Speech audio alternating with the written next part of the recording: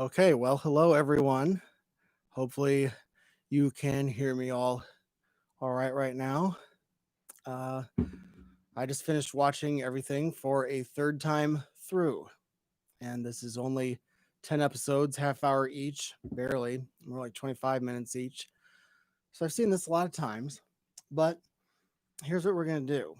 We're going to talk about this in the same way that we do other episodes. We're going to do a chronological run through of this very interesting series, which brings a lot of there's a lot of stuff in this that I did not expect. Probably a lot of other people did not expect too. So let's just see how this goes. Uh, so Japan Sinks 2020.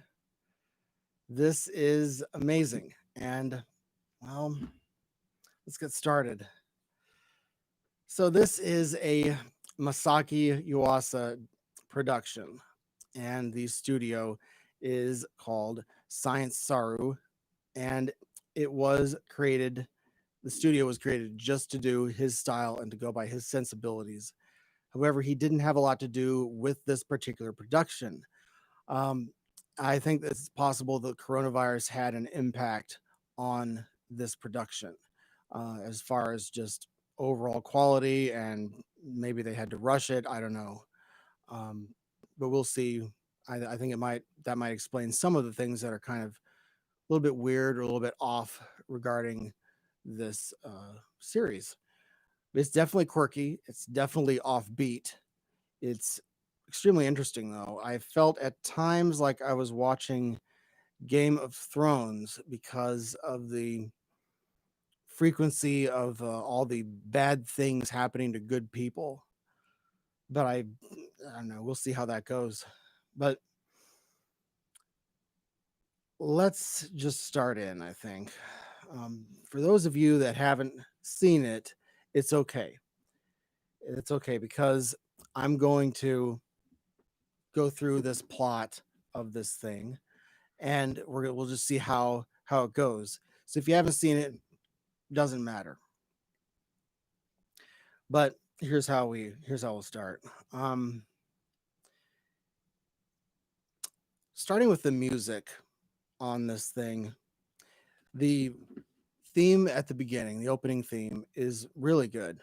I think it's really pretty, and I love the way it looks. I love the montage sort of that they showed of our family and their happier times and all that. I think that works.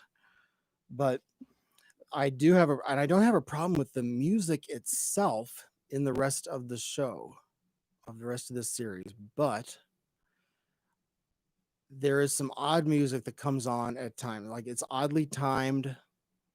The mood of the music sometimes does not match what's going on the screen mood wise, like, at all. And because this has a lot of doom and violence and all that fun stuff in it, but then we get this peppy sort of music, and I think it breaks the mood. And I don't necessarily need, Wagner, but at the same time, I would like something a little bit in between. I don't think that would really hurt it. This is Dave's asking, is this one movie? It's 10 episodes, uh, and it's on Netflix, and each episode is like 25 minutes or so. Um, so, yeah, we'll start in here. Yeah, the music is a little bit odd in Submersion of Japan 73 too, but this is a little different, even more so. I didn't expect it to discuss and go upon the subject of YouTubers, or at least popular YouTubers, extremely popular YouTubers, and so I can't really relate. But we will go into that. We will go into the YouTuber aspect of this. I took a lot more notes than I thought I would with this. So we'll start with episode 1. Um, hmm. So at the beginning, we're in Tokyo, and well,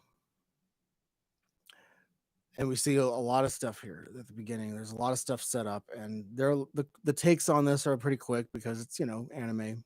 Uh, One thing that struck me was that there was a kid in the park, and he, I believe maybe it's a little girl, and she points up to the sky and is like, "Look at all the birds." And I was like, okay, you're going back to 1973 submersion of Japan with the whole phenomenon of the birds leaving Japan before this disaster starts happening. Um, and so I figured that's what it was. And so we were immediately, I thought, okay, yeah, we're warming up to an earthquake to start right now. And it pretty much does. And so the mom, Mrs. Moto, and her name is um, Mari. I want to make sure I get the pronunciation of that right.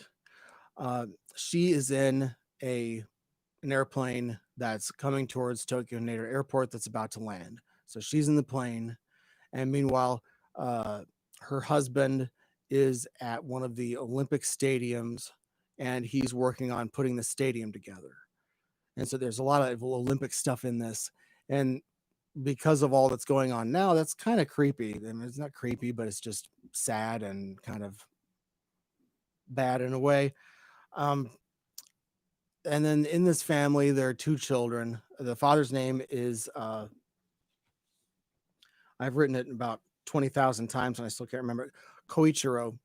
So it's Koichiro and then Mari and then the two children.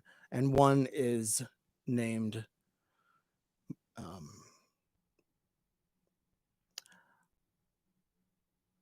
this is really funny that I'm having trouble reading my own writing because it does not look so good. And because the characters' names aren't on this first page, really. Ayumu. Ayumu is the daughter. And then the son's name is Go, Go. So it's a four-member family. And Mrs. Moto is Filipino. And then Koichiro is Japanese, and so the two children are mixed race, Filipino Japanese, and so that's something that's different. But we aren't even beginning to go with all the different stuff that's happening. This departs from Komatsu massively.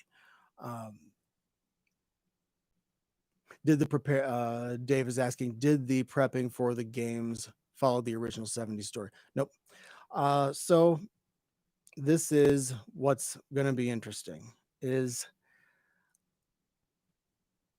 it's when we look at the magazine that's in the airplane that she's on, that's coming in for a landing, and it's dated September 2020. So there's plenty of time in between now and September for this to actually happen this year, right? Because this would be the year to do that.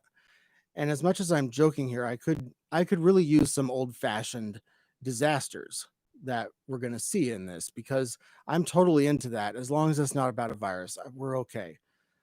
Um, so the daughter, Ayumu, is at track practice. She's one of the star members of the track team. And it's not too long after that we get our foreshock of the earthquake. Dave's asking, even by today's standards, isn't that mixed marriage still pretty big step for Japanese? Yes. And so the idea with this is that um, the anime series is meant to reflect the racial changes that have occurred in Japan between now and the past 10 years or so.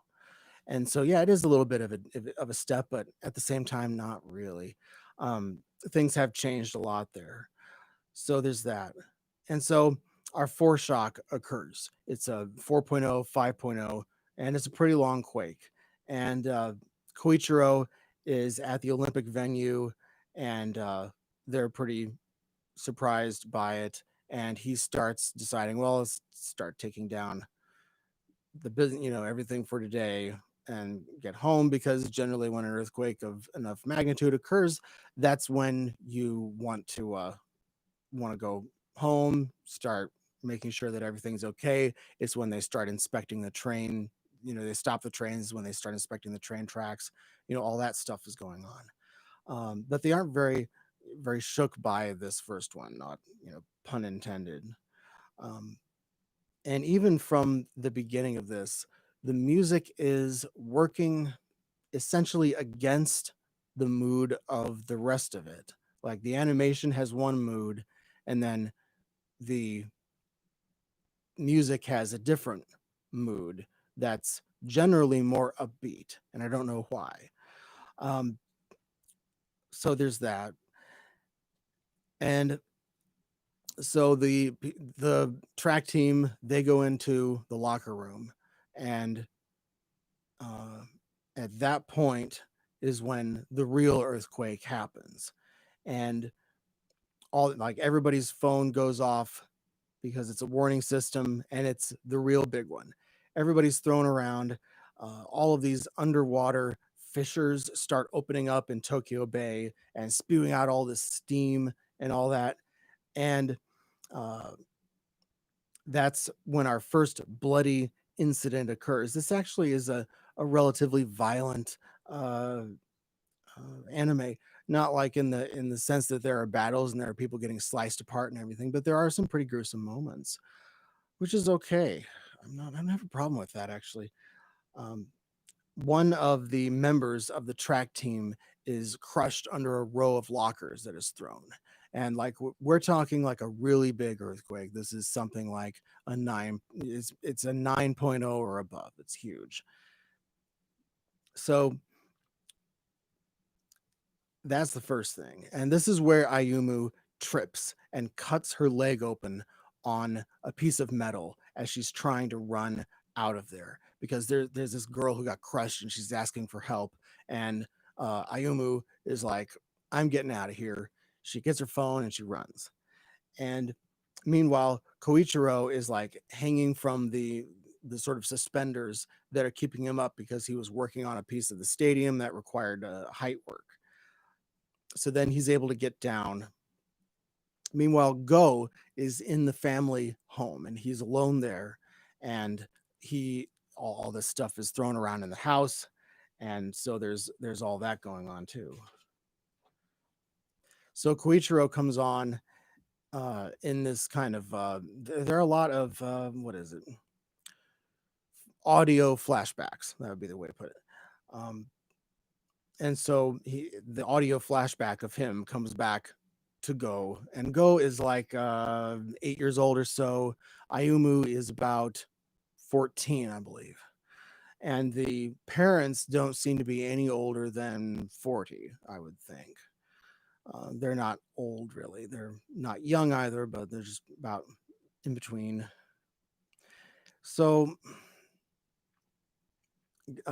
her Go's father, Koichiro comes on, and in this little audio flashback, it says, if there's an earthquake and you're on the first floor, just go outside. And this isn't something that Go actually did. And he's hit by some of the stuff in the house when it's thrown around. And meanwhile, Ayumu realizes that their car is crushed in the parking garage, so she has to run home. And there's destruction all around her as she's running. And meanwhile, Mari's plane has been affected by the steam fissures, injecting debris into the engines, and so they're all bracing for impact. And so the plane is going in for a crash landing. And these don't seem like volcanoes, like individual volcanoes that are erupting in Tokyo Bay. It just seems like the ground is opening up in standard submersion of Japan catastrophe fashion. Um, and so there's all this steam, but I think it doesn't take all that much to go into aircraft engines to actually knock a plane out of the sky like this. So Koichiro's speeding home on his moped, and a building like literally collapses like right in front of him, almost kills him, just misses him barely. The plane goes into a crash landing. It goes into one of the rivers, and they're evacuating the plane. And at that moment, a tsunami starts coming up from the ocean and comes up the river. Um, Mari is able to rescue a little boy from the plane as she's running um, out of there. And so she's able to actually save somebody's life. So this whole thing goes from zero to Armageddon in like a couple minutes. Like in the other anime, which is called Magnitude 8.0, the only thing people can do is run because transportation got knocked out. All the trains got knocked out. The roads got torn up. There's no way to go on the roads. And so they have to run. And Ayumu comes home and she sees her house damaged beyond repair. And we hear a flashback of her talking about her new house when she was younger. And all these kind of voice flashbacks come back at a certain point. And like she's stunned and saddened.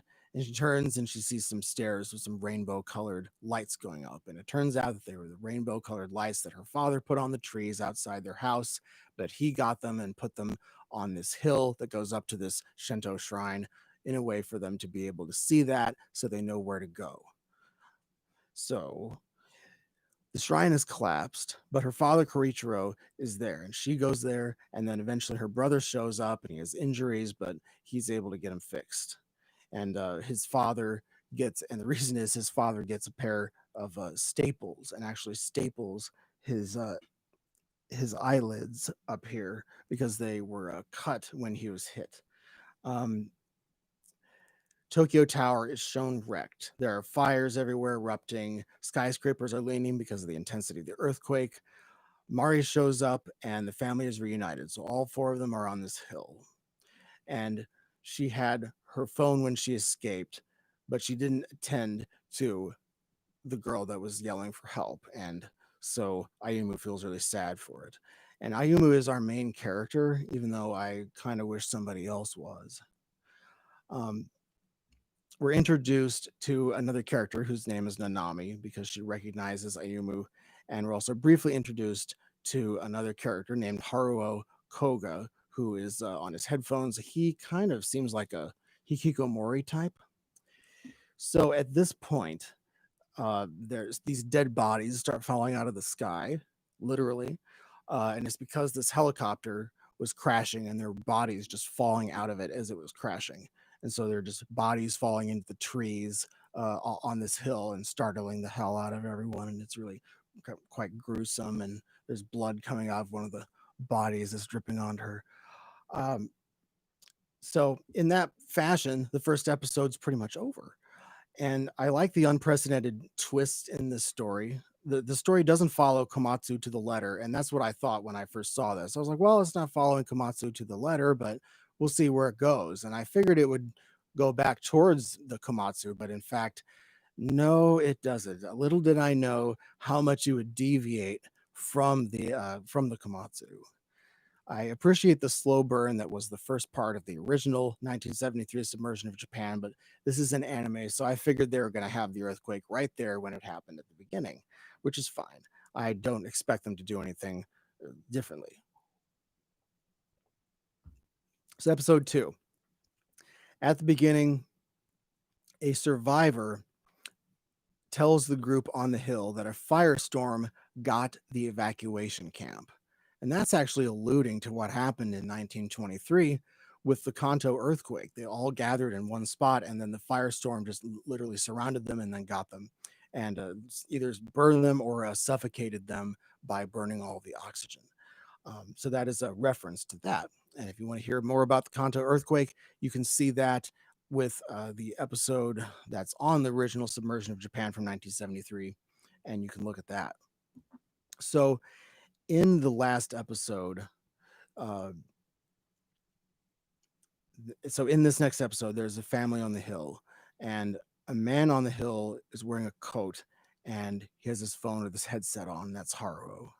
And another person uh, said how this guy used to be popular and he used to be a fan of him talking about Haruo, but Haruo can't hear them. And that's why I think it's more of like a hikikomori thing, because Haruo was on the track team before this, but he's not anymore. And he turned inward and he got a trench coat and, kind of withdrew from society.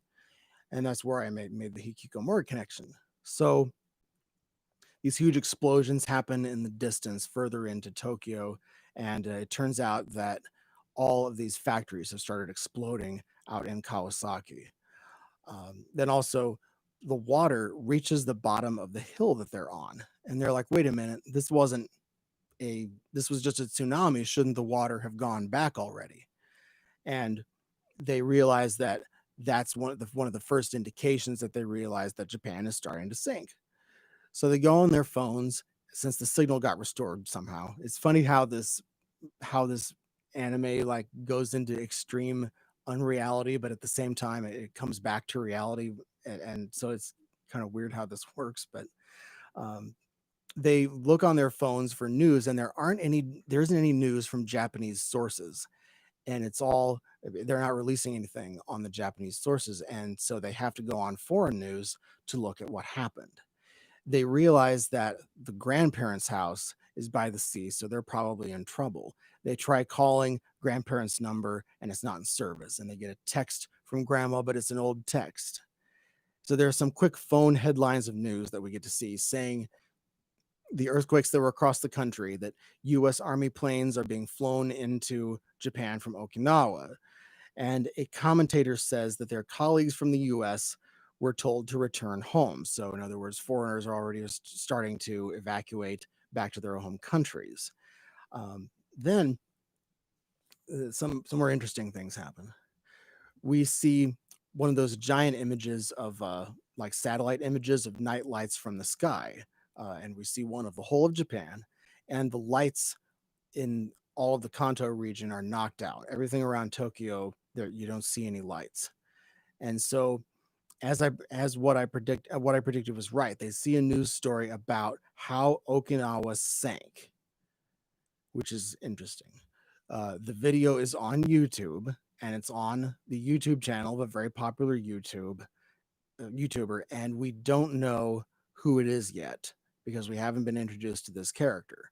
But Ayumu isn't having any of it. She says that it's so unbelievable that such a thing would happen, that Okinawa would just sink in a massive earthquake. And so it must be a fake video, and the YouTuber is just playing a trick. However, the boy, he says he believes it. And then the report is confirmed by foreign news media as authentic. So the whole of Japan has started tilting towards the east and sinking into the ocean. Reports say that Japan is sinking at Ibaraki Prefecture, which is northeast of Tokyo. So that makes sense. Koichiro, the father, says that this isn't like that disaster novel, and he can't figure out talking about the submersion of Japan because that's what's happening. He says how Japan would be lifted by tectonic plates, but it wouldn't go into the ocean. So then they launch into this diatribe about fake news. People on the Hill are saying they don't trust the media, they don't trust the internet. They say fake news is all over and that it could be used for political purposes. And that the biggest one that caught my eye is that they say that the fake news is being spread in order to harm the nation of Japan. And while these things are happening, and while we've achieved full 2020 status now with news awareness and fake news and all that, the group on the hill decides to move before the seawater starts surrounding the hill even more. So, and already, so this hill is already getting turned into its own island. Ayumu comes up to Haruo and she says, do you want to come with us? Let's look for your mom.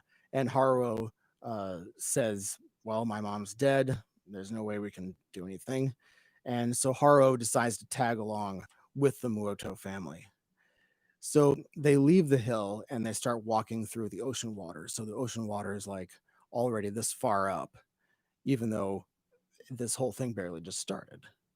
And they walk and they realize that they hear that the Philippines and Indonesia were hit hard by the earthquakes, tsunami, and other things. The 1973 film didn't really do much regarding what damage occurred to other countries, but this does in passing at least. I think what's interesting with this is that eventually they do start talking about some of the stuff from the original submersion of Japan, at least alluding to it a little bit. So, of this group on the hill, there's a divide between who wants to go east and who wants to go west. The Moto family decides to go west, and it's because they figure that the east, with the lights going out in the east, they figured they should go west. And at one point, uh, you get a huge reference because someone says, "Remember that submarine pilot, Onodera, who said that Japan was going to sink into the sea and that he was backed by the crazy scientist Tadokoro." So there we go. That's one of the allusions to the original story, but there really aren't very many of these. Uh, so they decide to go west, and so they're separated from nearly everybody else. The only other person that's with them is someone named a woman whose name I wrote down somewhere, but I can't read it. I apologize. Um, we'll find it. Anyway, so this is what's happening then. I'm going to bring you to a couple more of the highlights here.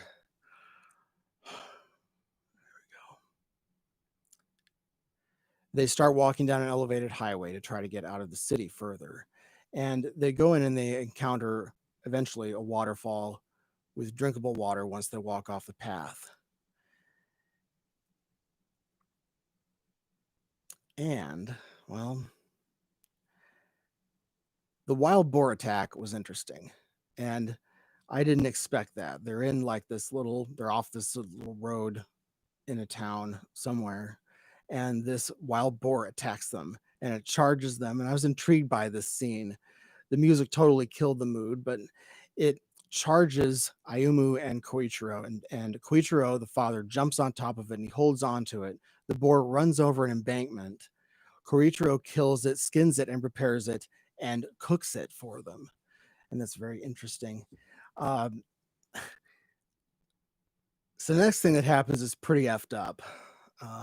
So it's the next day, and I'll tell this story this way because there's actually telling this is actually better than even just seeing it happen on the screen. There's a fence that they're walking up to, and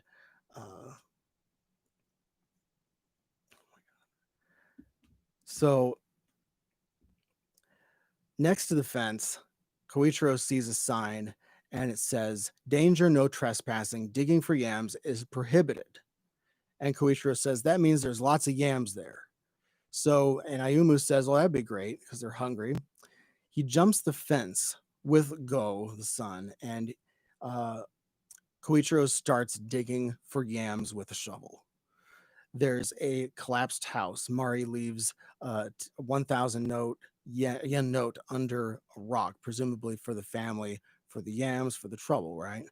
So there's this shot at 2138, and the pseudo camera is in a hole, and he's digging, and the hole is big enough for him to jump into and actually stand upright in it.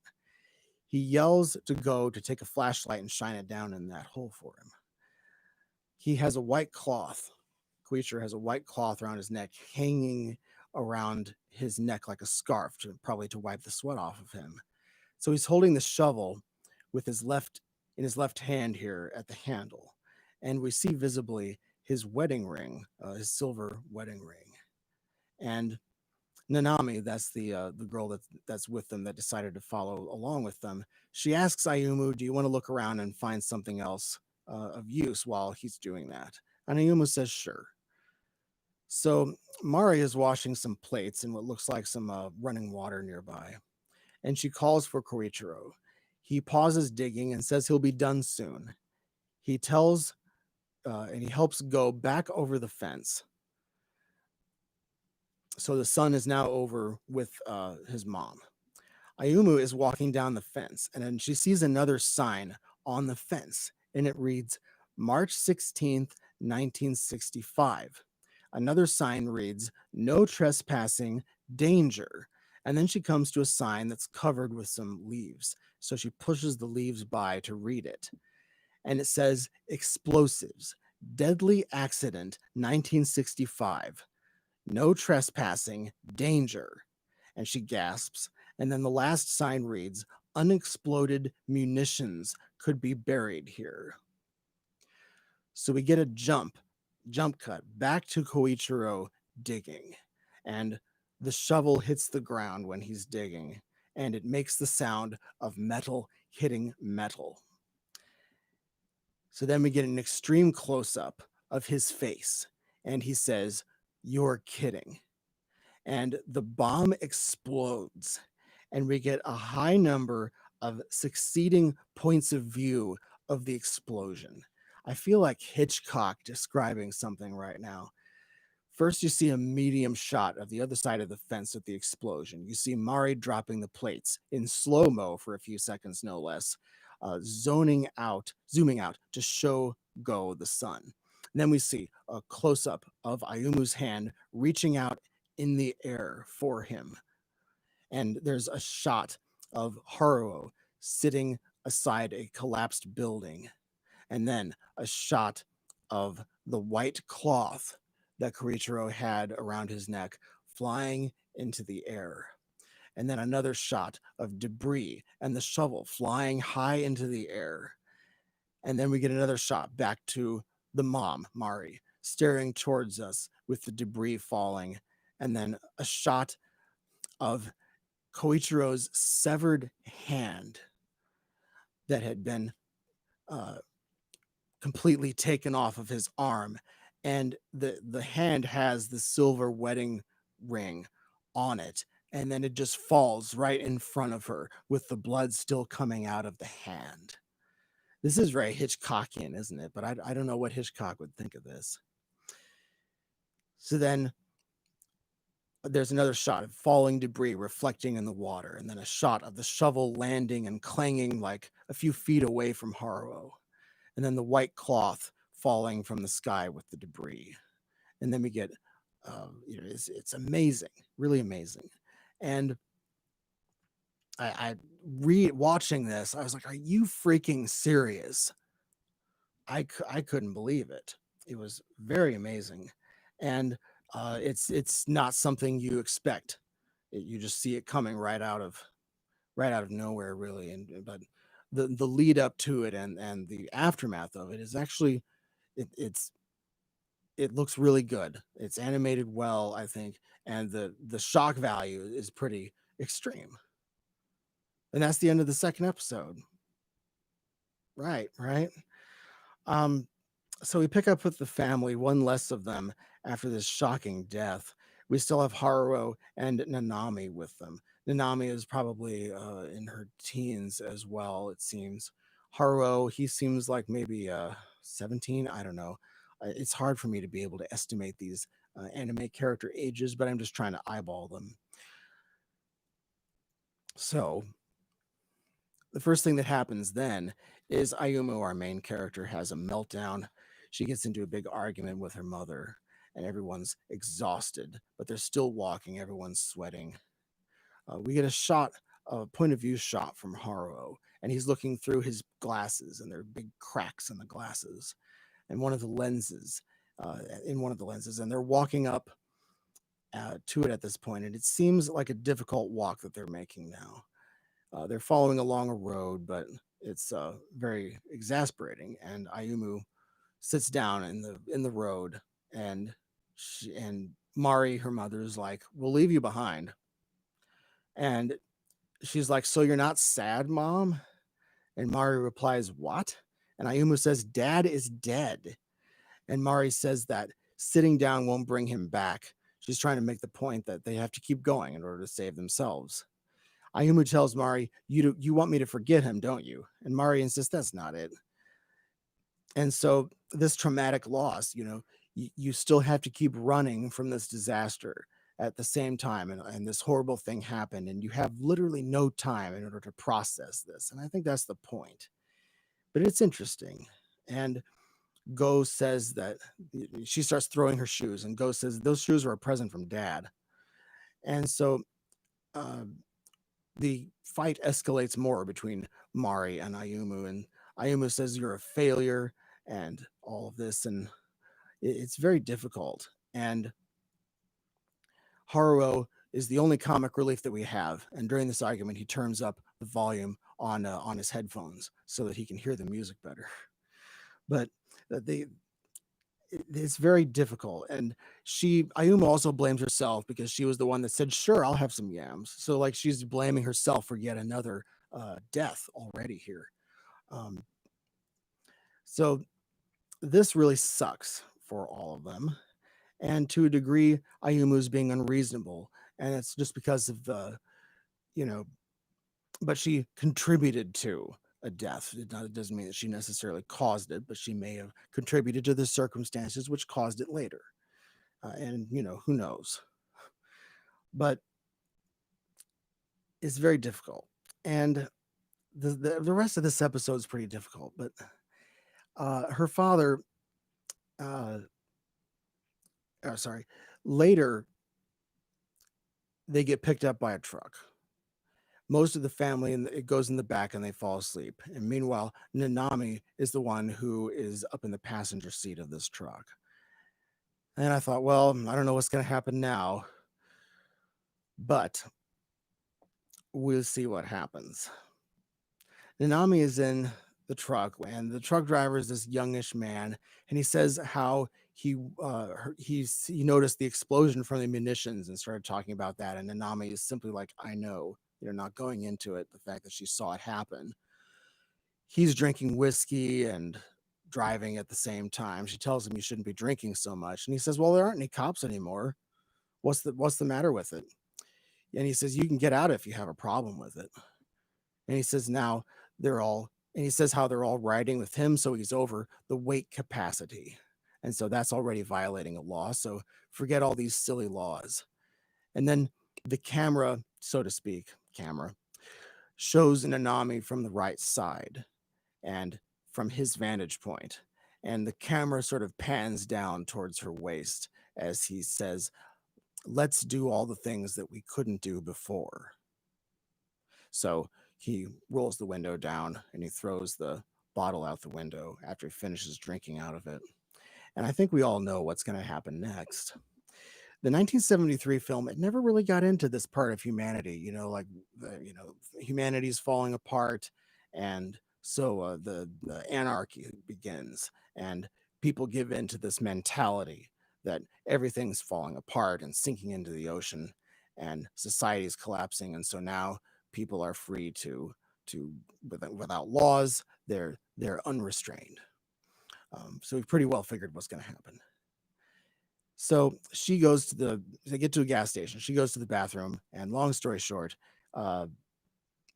she's bending over the sink and washing her hands, and we're given a close up of her ass. And he laughs and says, you've got a nice ass there. And she says, you shouldn't be smoking here. He takes a big drag off the cigarette, and while he's next to a sign that says smoking is prohibited, he puts the cigarette out and says, I've taken you this far, so let me have some fun. And he takes off his belt and he laughs. And so here comes the action scene. And she says, go F yourself, because this is TVMA. And he scoffs and says, it looks like I have no choice. Meaning it looks like she has no choice. And he wraps each end of the belt around his wrists, and sort of tightens it like that, like he's going to literally strangle her. And he says, well, that will make it worth, he said, or actually she says, well, I know how to defend myself. And he says, well, that'll make it worth you. So he goes towards her and she kicks him right in the face, stunning him. And he says, damn, that was a hell of a kick. Then he pulls out a stun gun and says, you're losing out if you don't have fun. So this guy's literally a sadistic sociopath. Clearly, and then he says, then he says, Japan's through anyway. So it's literally making an excuse. So taking a break from the action here to comment. There's a connection to the national psyche, just as we've seen a couple of times in episodes of this show, where it's an everyone for themselves mentality when faced with this new reality. And people who hated the rules use it to take advantage of the situation. And the implication here is that the idea is that when the nation dies, when society breaks down, it affects people. And the perception of nationality is what's important. And so after this fight, Mari comes and helps fight this guy off, and um, they're able to escape. And what Nanami does is she steals the man's glasses, gives them to Haruo, so he has a good pair of glasses that's not cracked anymore. And so that's one of the bigger things that happens early on in this story, is that all of this happens. So then the Mount Fuji scene, that is something that really threw me off because it's so shocking and it was so fast. So they're walking towards Mount Fuji, and one thing that happens is eventually Nanami and Ayumu say that they have to go to the bathroom, so they walk off the path some. And Nanami walks further down, and meanwhile Ayumu stays further up. And Ayumu sees dead birds on the ground. And then we hear Nanami collapse, and she's instantly dead. Instantly. And at that point, we have our YouTuber appear. His name is Kite. He appears on a powered parachute, and he swoops in. And I guess there's a thing for white-haired characters in this studio's animations. So he has a megaphone and he yells to Ayumu, "Don't go any further down. There's poison gas coming out of the ground and it's settling in low places."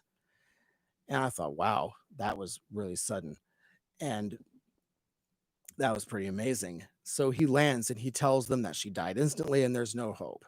And he says there's a thin line that separates life and death.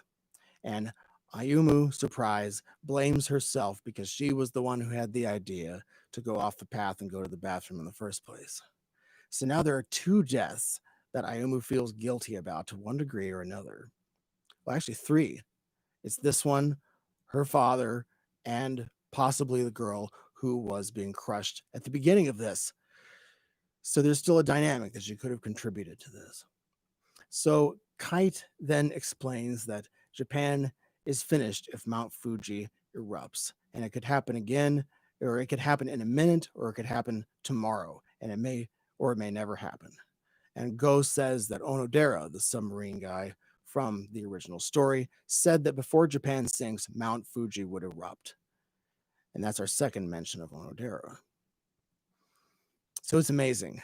And just when Kite is about to leave, he asks them, "Well, I can take one of you, and take them to someplace safe, but I don't have enough gas and I can't take them back." And the mother, Mari, says, "Take my son," because he's probably the youngest one. That's probably the way that she figured it. And it turns out that Kite is actually the famous YouTuber who actually had the video of Okinawa going, being completely destroyed and being submerged. So Ayumu goes off for a change, right? And tells him the video's fake and he's scum. And Kite gets a candy bar and starts to hand it to Go. And Ayumu says, "You probably stole it from the abandoned houses." And she insists that Go not take this candy bar. And Kite says, "Go, if he wants it, he wants it." And Mari asks Kite if he could take Go to someplace safe. And she actually says yes. But Ayumu is not impressed. And she says, "Nobody asked you to take him. Just go on your way." And instead, he decides to decommission his powered parachute, and he decides to start guiding them. And she's like, "What made you change your mind? You're about to fly away. What are you doing?" And so they all decide to follow him. And we get a final shot of Nanami just lying there unceremoniously on the ground, completely dead, instantly dead. Amazing. This is something that is quite shocking, but at the same time, it shows that nobody's safe, at least supposedly. So I'll take a stab at the meaning of this, because uh, Go says in one of those voice flashbacks, he says that he wants to live in Estonia, and he says Estonia is a really modern place, and Kite uses it as his base, which is true, and that's apparently this guy's Estonian. But we'll get into that further. So Go states that the world is getting smaller, and if you have a VR headset, you can see anything, and he doesn't want to live in Japan anymore because there's so many earthquakes. And it seems that Go is definitely the most globalized member of the family. To him, Japan isn't as important, as he would rather be someplace safer, preferably. When we're all connected, where we are matters less, right? So this means that the Japanese can find somewhere else to live and survive it. So the final scene is pretty crazy. They go into this supermarket, and the lights are on the inside, and this old man literally starts shooting arrows at them because they're trespassing, and it's pretty crazy how that happens. And the cliffhanger of the episode is that one of the arrows hits Go like right here, but fortunately he has this like backpack thing that's over him, so it just goes into that. And I sort of wanted to be like, oh, maybe he was wearing Bilbo's mithril shirt or something like that. But long story short, we start at episode 4 already, and Go isn't dead. Instead, it went into the screen of his Nintendo Switch that was in his bag. Uh, the man appears, and the old man's name is Kunio, and he says he didn't mean to actually hit uh, Go, because he's actually that good of a shot that he can just shoot arrows at people and scare them the hell away without hitting them. So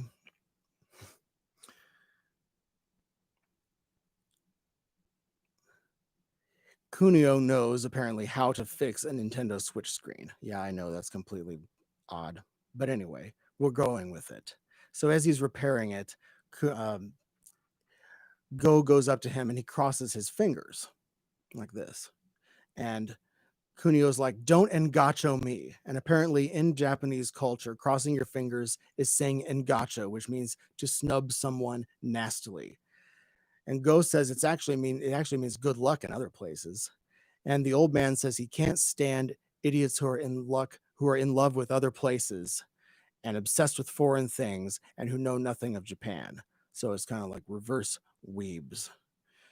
The other thing is that I like this scene uh, because the other thing I liked in this scene is where Go says he wants to compete in respects of the Olympics, and he actually wants to be a video gamer because video gaming is starting to become an actual sport.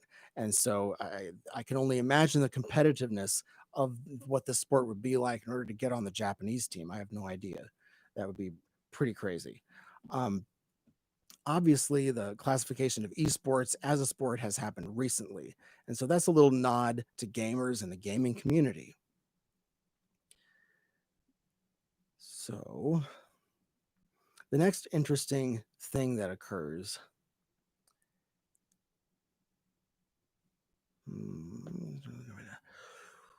I wrote a lot of notes. The next morning, Kite wakes everyone up, and he says it was 5 degrees, now it's 7 degrees. And they're like, it's not that cold outside. And he says, no, I'm referring to the tilt of the land. And he demonstrates that he gets a golf ball and puts it on the floor, and the golf ball literally just rolls. And it shows that the land itself is no longer level. Go tells Kunio to come with him. And right then, another earthquake starts happening. Kunio, the old man, tells them to all get into his truck, and they all escape. And this is where things get really weird in this series because Kunio says, let's go to Shan City, or I believe Shan City, which is the settlement or sort of a separate camp place that is like gated off. We see a sign that says entering Nagano Prefecture, so they're going to be, it shows that they've gone, a little bit further west. But this is where even more interesting things start to happen. They look on their phones, or I believe it's Kite that's looking on his phone, and the young prime minister of Japan is talking about Plan D, which is the evacuation phase of Japan. Now, the government starts this system where they're using national ID numbers as the basis for the lottery system to determine the order of people to be able to board ships in order to escape. Ayumu says that the prime minister looks spineless, and they also say how young that he is.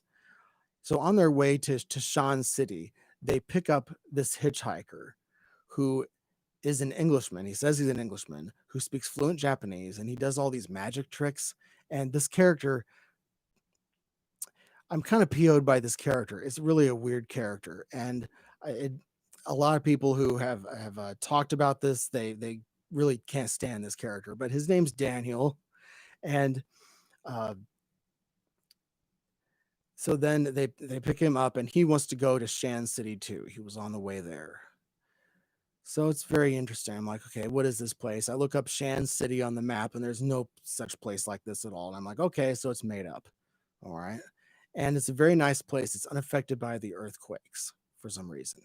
And I kept expecting this place, this compound, to be like an evil cult, but they ended up not being an evil cult, even though I totally expected that they would. But when they accept everyone into the camp, there's new clothes and they get washed up, and then they're told to go to dinner. And then we see them sitting down to eat in this communal eating dining room area. And it's at 17:30 in episode 4. We see weed growing like all around this place, like literal marijuana weed growing all over the place. And I was like, what? What's going on? And then one of the characters actually tells them, oh, yeah, and there's also weed in the food. And I was like, what's going on? And so this place has kind of like a Buddhist vibe to it, even though it's more like a new sort of non-religion. It's kind of like a cult, essentially. But this is very, very odd. So this compound is like self-sufficient. They sleep in these yurts, these Mongolian yurts, so that those aren't affected by the earthquake. There's solar power. There's all of this water, fresh water that they can have access to, like all the comforts of home right there. And they also go into a certain area where it's like a workshop area where they're doing kintsugi, and that is the art of putting broken dishes and other items back together, and it becomes like this art. And that's kind of what the compound art is. And so it's very interesting. And then Daniel gives them sort of context about what that is, and it goes along with the general anti-waste attitude in Japan. And I thought, okay, this is very interesting by now. I'm not sure where they're going with this. So Kunio, the old man, is in the truck, and he's having morphine withdrawal. And Kite comes in and gives him some blister packs with some morphine pills in there.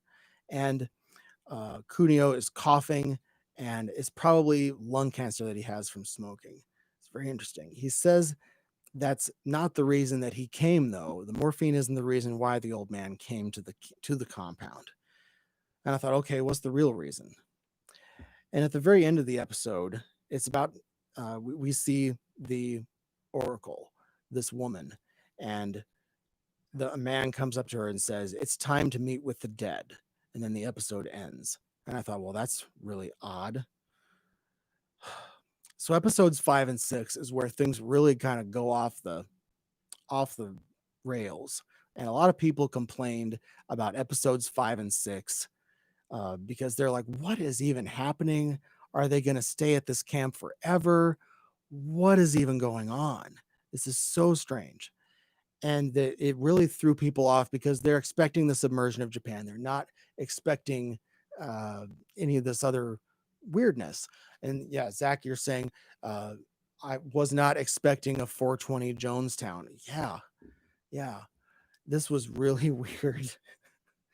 So at the beginning of episode 5, there is this ceremony, and we learn that there's this oracle, and her name is Mother. She was referred to as Mother, and that's the reason why people come here is her abilities. So I didn't expect us to go into all this, but I like how Kunio is the first person we see when this episode begins because there's a reason for that.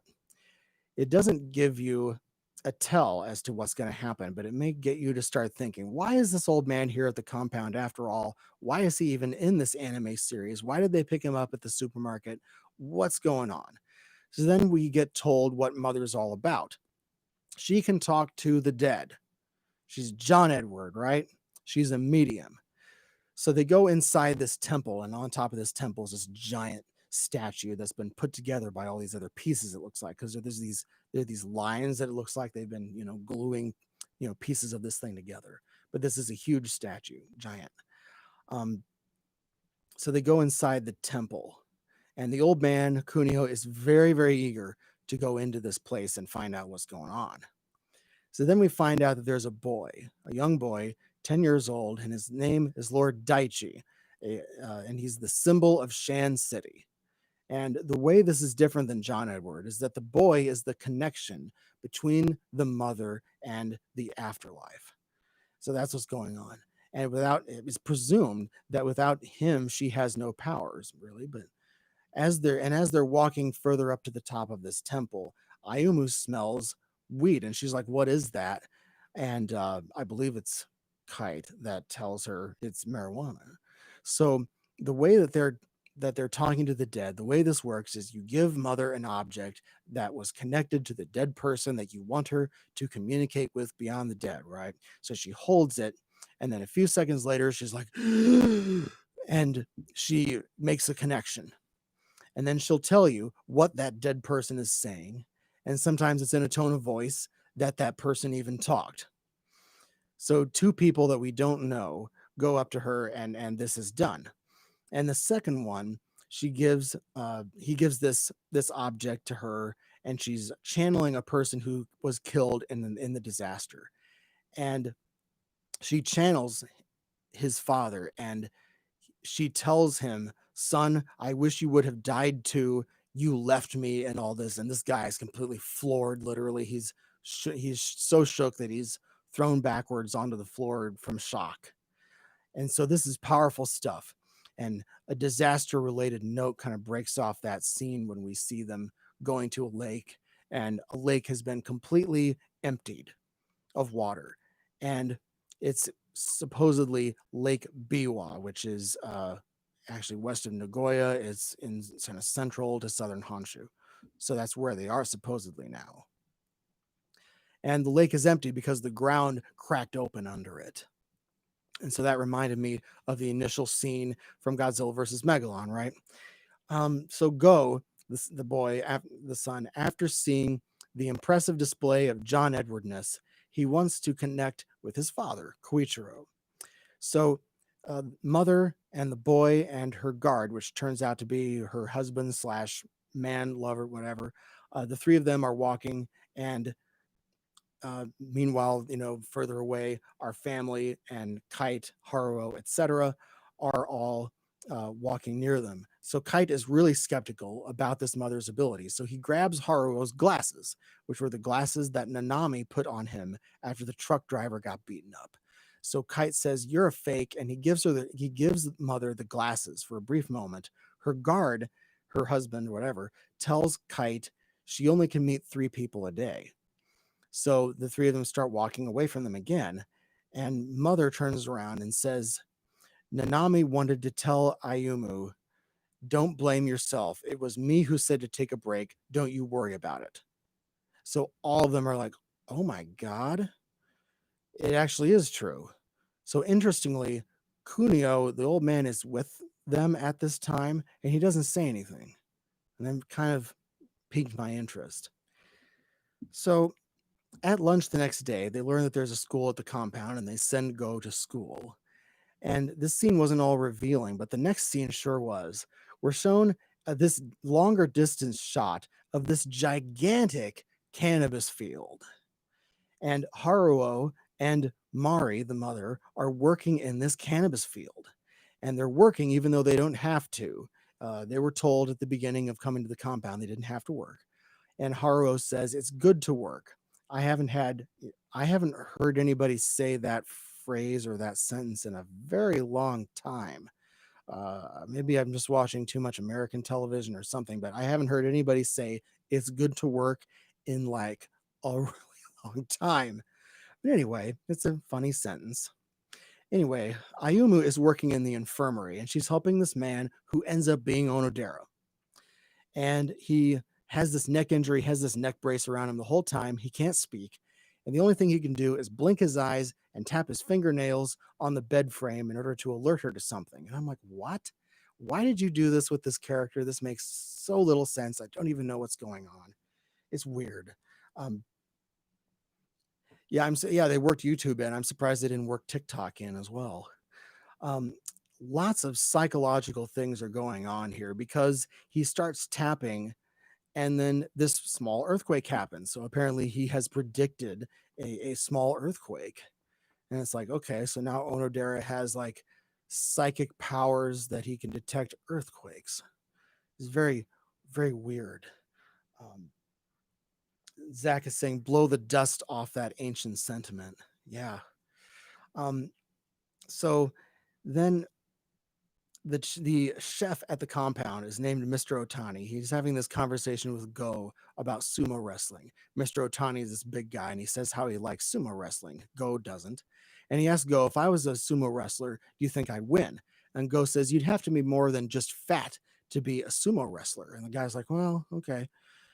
And I have seen how sumo appears to be getting less popular in Japan. And it makes me wonder if that's why Go doesn't like it, being a younger boy. But the story is also connecting common misconception in other countries that sumo is just two fat guys wrestling when it's actually not. And yeah, Estonia, I have no idea how that works. I don't know why they selected it. Maybe Estonia is like one of those, maybe to, it's like one of those Japanese role-playing games. Estonia, it sort of sounds like one of those fake countries that you'd make up, that there's this king that needs help and you need to rescue his daughter or whatever the hell. I don't know how they came upon Estonia either. There's so many decisions that were made in this anime that I really don't know how they arrived at them. Uh, they're very interesting. The next scene, Ayumu and her mom Mari get into another conflict. Shock.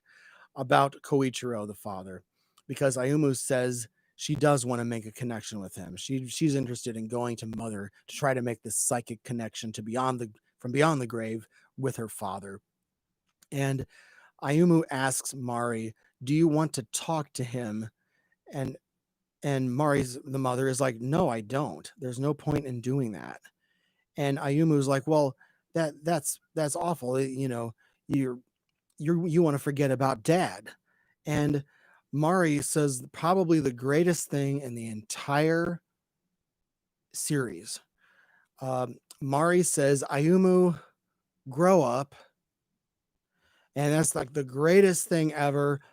We need a stadium full of people cheering at that point in this story, really, because Ayumu has been a typical teenage girl up to this point. I mean, she's, I believe, 14 years old. I'll give her a little bit of leeway with this, but she really has been kind of a pain in the neck throughout this thing. Um, yeah, Dave, you're saying a little late now for wanting to not live in Japan for this kid. Yeah, and also Zach, you're saying it's right across the border from Saradia. Yeah, and then yeah, this is amazing how this whole thing works. So after she's told to grow up, the main part of this episode occurs, which is the weekend party. And it's interesting because Go says that he himself was invited, particularly himself. So they went up to him and actually invited him to come to this party. And I was like, okay, what's this party going to be like? Do we even want to? I'm really interested to know. So we go to the weekend party. There's a DJ. There's loud music, friendly atmosphere, lots of drugs. There's weed, there's cocaine, there's all kinds of interesting stuff going on. And I'm like, you seriously invited like the 9-year-old kid to this? Like, that's interesting. So this is, after all, TVMA rated series. I'm not really surprised. I mean, drug content, I really don't care. I mean, it's TVMA, I would expect it, but it's very interesting. I'm like, I just think it's interesting because we are so far away from the original submersion of Japan's story that I really just can't even. So there's lots of booze. There's a gaming tournament on this giant projector screen. And I got to say, this compound is an interesting place. Um, does this remind anybody of those movies or television shows when the protagonists come upon a hippie compound, not unlike Easy Rider from 1969 when they come upon the hippie camp? You know, it it did remind me of some things, but it's sort of like we're on this journey, and we come upon this compound, and there's all this weird crap going on. So anyway, we're taken away from the party for a little while, and this Daniel guy, this super annoying guy, is trying to keep Mari company with the humor that he's got, and he's doing this weird humor because he's got like these big ears that he pulls out of his pocket, and he puts the big ears on, or he has these big eyes. It's all these little kind of like annoying magic tricks. Zach, you were about to say Easy Rider too. I totally like got the Blu-ray of that not long before Dennis Hopper died, and so I watched it not, it was relatively recently. Um, so yeah, this was amazing. But this Daniel guy is trying to get Mari to relax because she's reflecting on how she keeps getting in all these arguments with her daughter, um, and we get the most shocking revelation ever that Mari is just being strong because she feels that if she's not strong, she'll fall apart. And by shocking, I mean not shocking at all. It's the strong mother routine. If I break apart and if I start showing any emotion, I'm going to fall apart. And at the same time, it's like we have a strong woman, but at the same time, we have female fragility going on at the same time. And so I'm like, okay, um, and then she asks him, "You're from Yugoslavia, right?" And he says, "Yeah, I lost my whole family there." Wait, didn't he just say he was British in the previous episode just before this? Did not he just say he was English? All right. Anyway, we're back to the party. And there's a really cool part, though, when Kite takes over as DJ. He kind of like crowds the other DJ off the stage and takes over as DJ. And he gets this record of Haruo's that he plays, and it's like this ambient sort of a nature stuff going on, nature noises, birds chirping and water flowing and all that kind of stuff. And Haruo seems to have a pretty upset reaction because it's clear that this is his music that he recorded and created himself. But then he's okay, and I think he was embarrassed to have to come out of his shell. But then he finally does come out of his shell at this party, and I didn't, then they flash back to Kunio, the old man, and he's sharpening arrow blades, the arrowheads and stuff, and I'm like, what's this guy about to do? And he's basically preparing for battle, and but then just because we've had one almost rape scene, why not another? And this man at the party, this guy, he gets Ayumu out of the party and he tries to get it on with her. She headbutts him and knocks him down. And we're briefly reminded that she has this cut on her leg there, very briefly. And I'll I'll point this out. I know that this is just a device. This whole wound is just a thematic device in order to, make a point. But the thing is, while she's on this compound, she's working in an infirmary. you'd think that if she's working in an infirmary, you'd think that somebody there would be like, hey, there's this huge gash in your leg. Why don't we fix that? Or maybe she would be like, hey, there's like medical supplies here, and maybe I should like patch this up and like use some hydrogen peroxide, God forbid. But this is it's just a device. The wound's one of those things that it's a time bomb and it's going to appear later, so just put up with it. So she knocks this guy down after he tries to, get it on with her. And then Kite comes out and he's like, oh, wow, you got him. And he acts pretty like girly. He's like jumping around and he's giggling. And this is one of the few indications that we get, more overt indications at least, that Kite is actually trans. And the assumption that I made was that Kite is a trans man because he looks more like a man, and wears, you know it's just, if you're going to make a call between a man or a woman, you're going to be like, okay, it's a transsexual man. Okay. So I have to ask, what's the point though of this other almost rape scene? It literally serves almost no purpose, and I don't understand why it's in there. And I think it's a little bit unnecessary. We get a jump to the morning, and Ayumu is with Kite alone. They're sitting on a bench outside, and she's like, "You were really childish when you're high. That's unexpected." And Kite is still actually drinking some more alcohol that morning, so he's still like enjoying all of this. And she asks him why he's even still with them, because he could have gotten to safety, because a lot of the rich people in Japan have been able to escape by now, which is interesting. And I think that's true. I think that's a good assumption to be able to make. And so Kite says he thought it would be interesting, even though she's making this good point about why he shouldn't even be with them anymore. Um, Dave, you're saying this sure is a modern movie. Yeah, we have the racial jump that was made first of all with the composition of the family, which comes up later too, and then there's also what is it, the modernity with Kite being a trans man. And so there's and then like with the more lackadaisical approach to drugs, because the drugs have been getting into Japan more easily. It isn't as taboo of a subject anymore. It's the process of Japan becoming a little bit more modern, postmodern even, really would be the way to put it. um,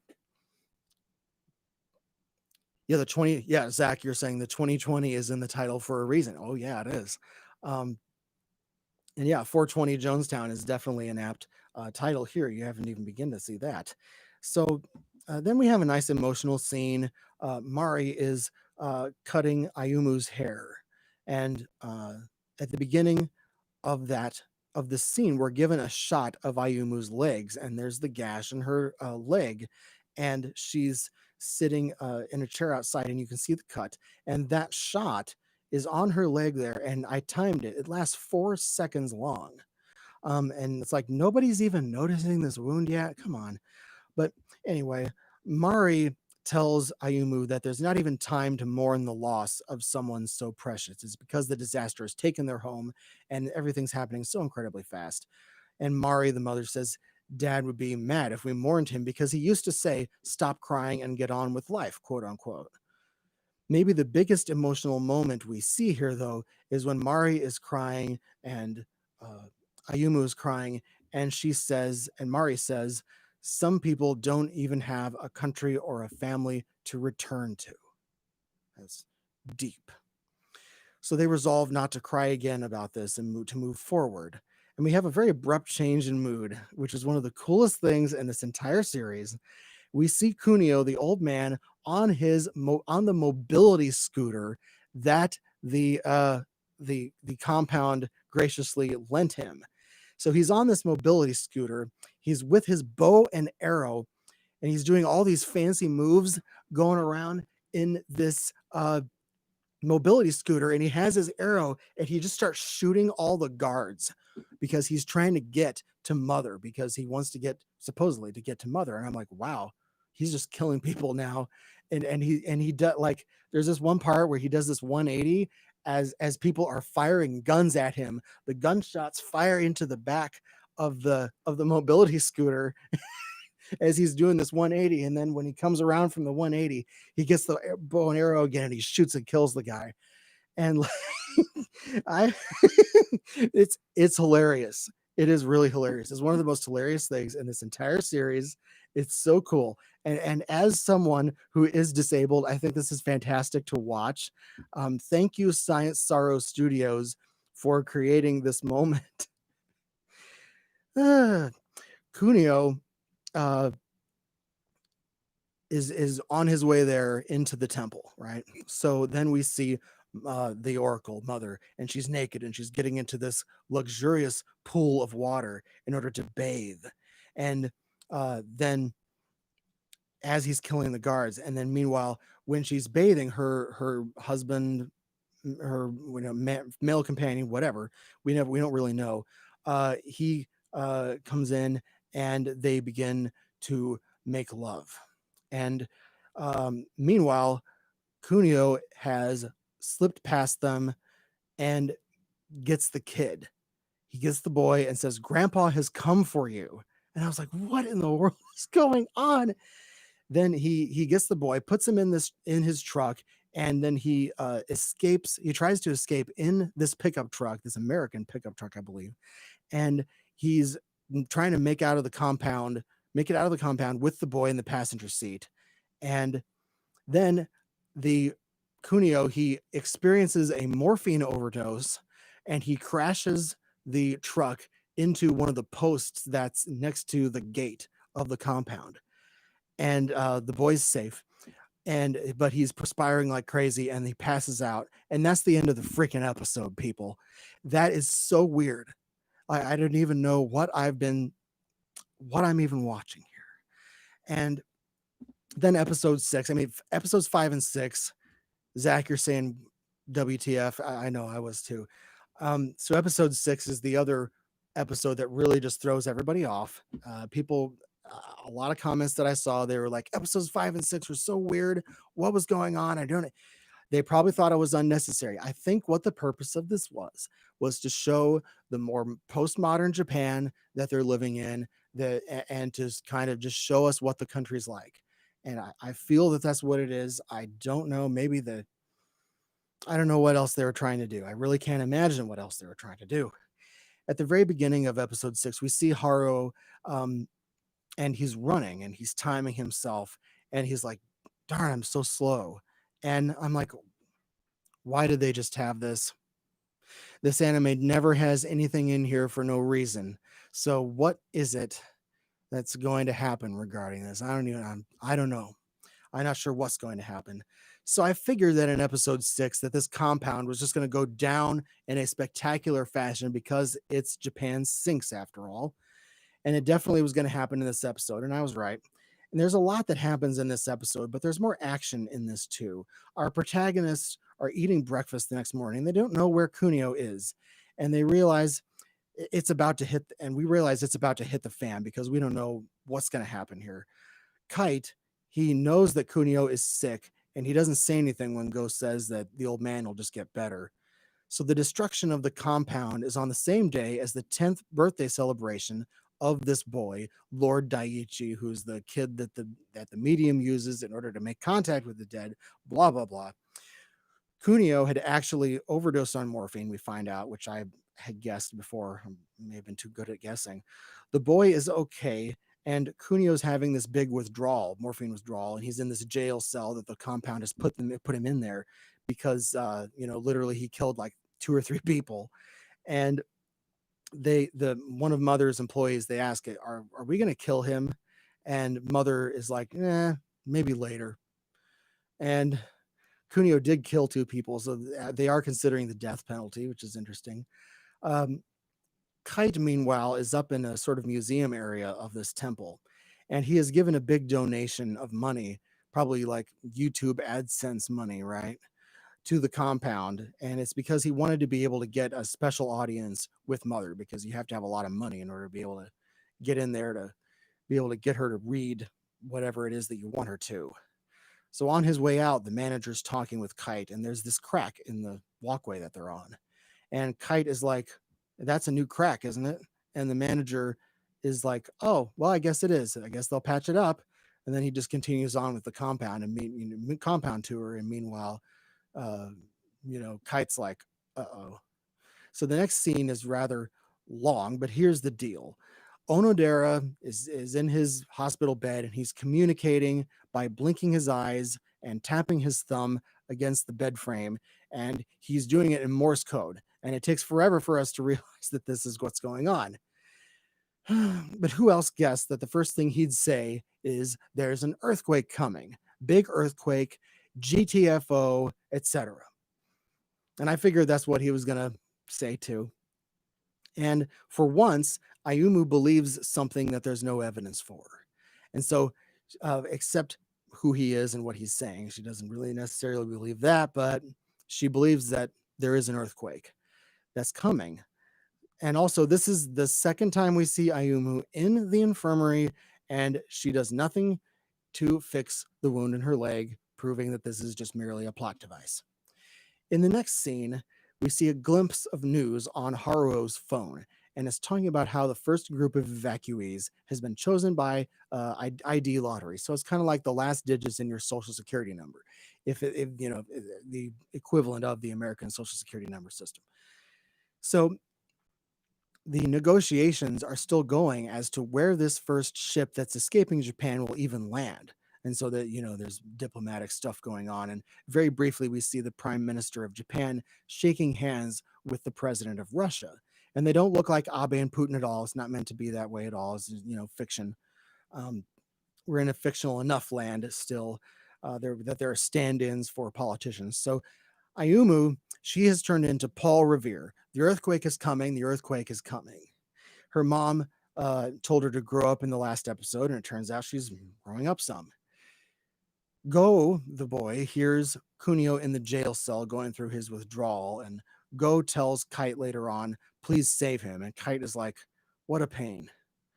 And really, I like the Kite character more than I like any of the other characters in this whole series. Even though Kite is not the main character, Kite is in all caps, by the way. That name is in all caps. So the celebration is going on for the boy's birthday, and Ayumu comes onto the scene and tells everyone celebrating to STFU and GTFO. A torch starts a fire nearby, and it starts a fire already, and there's not even an earthquake happening yet. Kite breaks one of the windows in the one of the displays at the museum, and he gets a bow and arrow out, and he uses it because he's probably going to give it to Kunio, right? So he goes down, and Kunio is in full morphine withdrawal, screaming, "Effing blank, it hurts. It effing hurts." I really got to empathize there because of withdrawal and all that. Kite gives him some morphine pills and these blister packs. And at that moment, the earthquake happens, and the huge statue that's on top of this temple begins to crack. And there's an interesting connection symbolically between how the earthquake is opening up cracks, while a big thing to do at this compound is to mend cracks back together and to put things that are broken back together and to make an art out of it, even. So, Go finds the chef, Mr. Otani, and Mr. Otani is all these items are thrown upon him in this earthquake that were knocked over, and only worse, a big piece of this statue falls on top of him, and Mr. Otani uses his body to break the the weight of it in order to save Go, because Go is like right in front of him. And so, wow, there's all this stuff happening. And then Mr. Otani reveals that he actually used to be a sumo wrestler who got banned, from the sport for match fixing, which this was a recent news item in 2019-2020 with a big scandal involving match fixing of sumo wrestling matches. So here we go with the current events again. Um, And that is possibly one of the things that contributed to the decline in interest in this sport that's been around forever.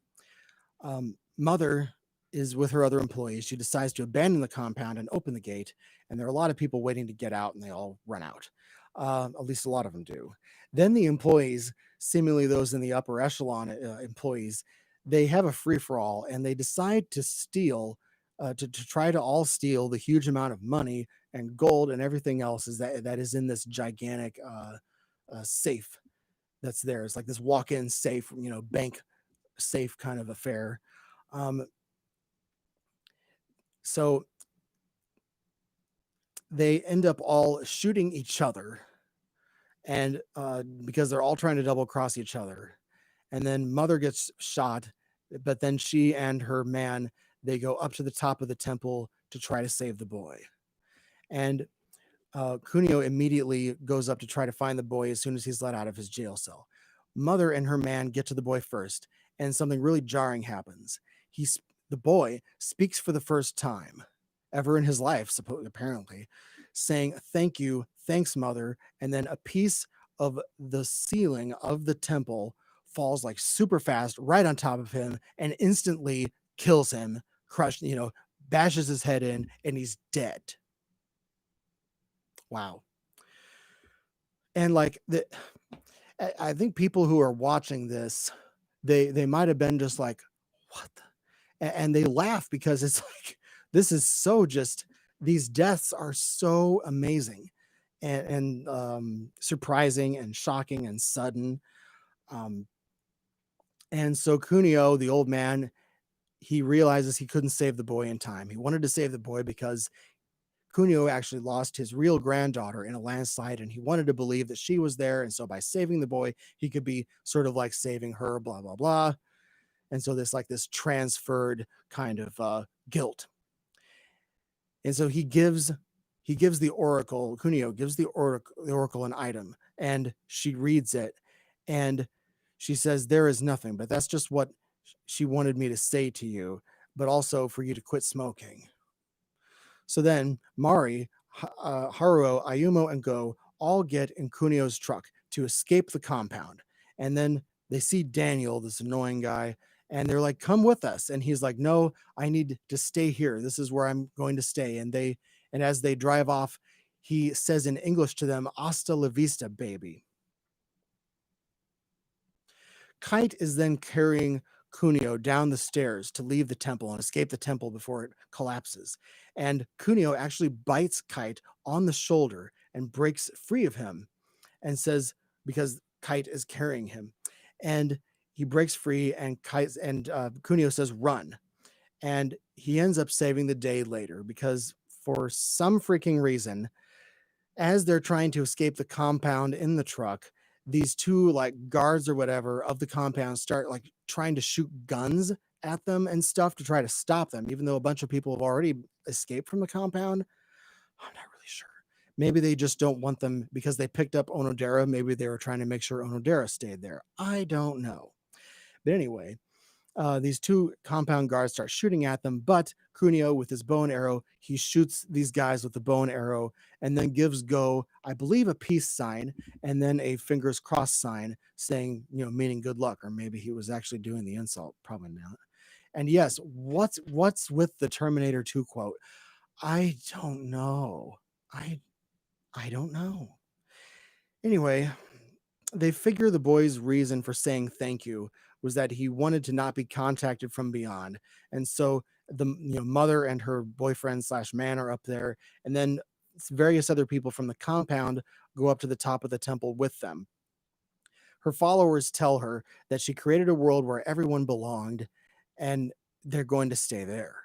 And so like it's like and so then it turns into like an adventure movie where you find the lost civilization, and then the lost civilization ends up being destroyed either by your own fault or by a natural disaster. So there's that moment. The statue that's on top of the temple completely collapses, killing the oracle and her followers, and the compound is completely destroyed in an earthquake. And that's the end of that. And then Kite is looking at his phone as they're in the truck, and he looks at the prime minister in this video saying that the volcanic activity has slowed down. and that the islands will not sink.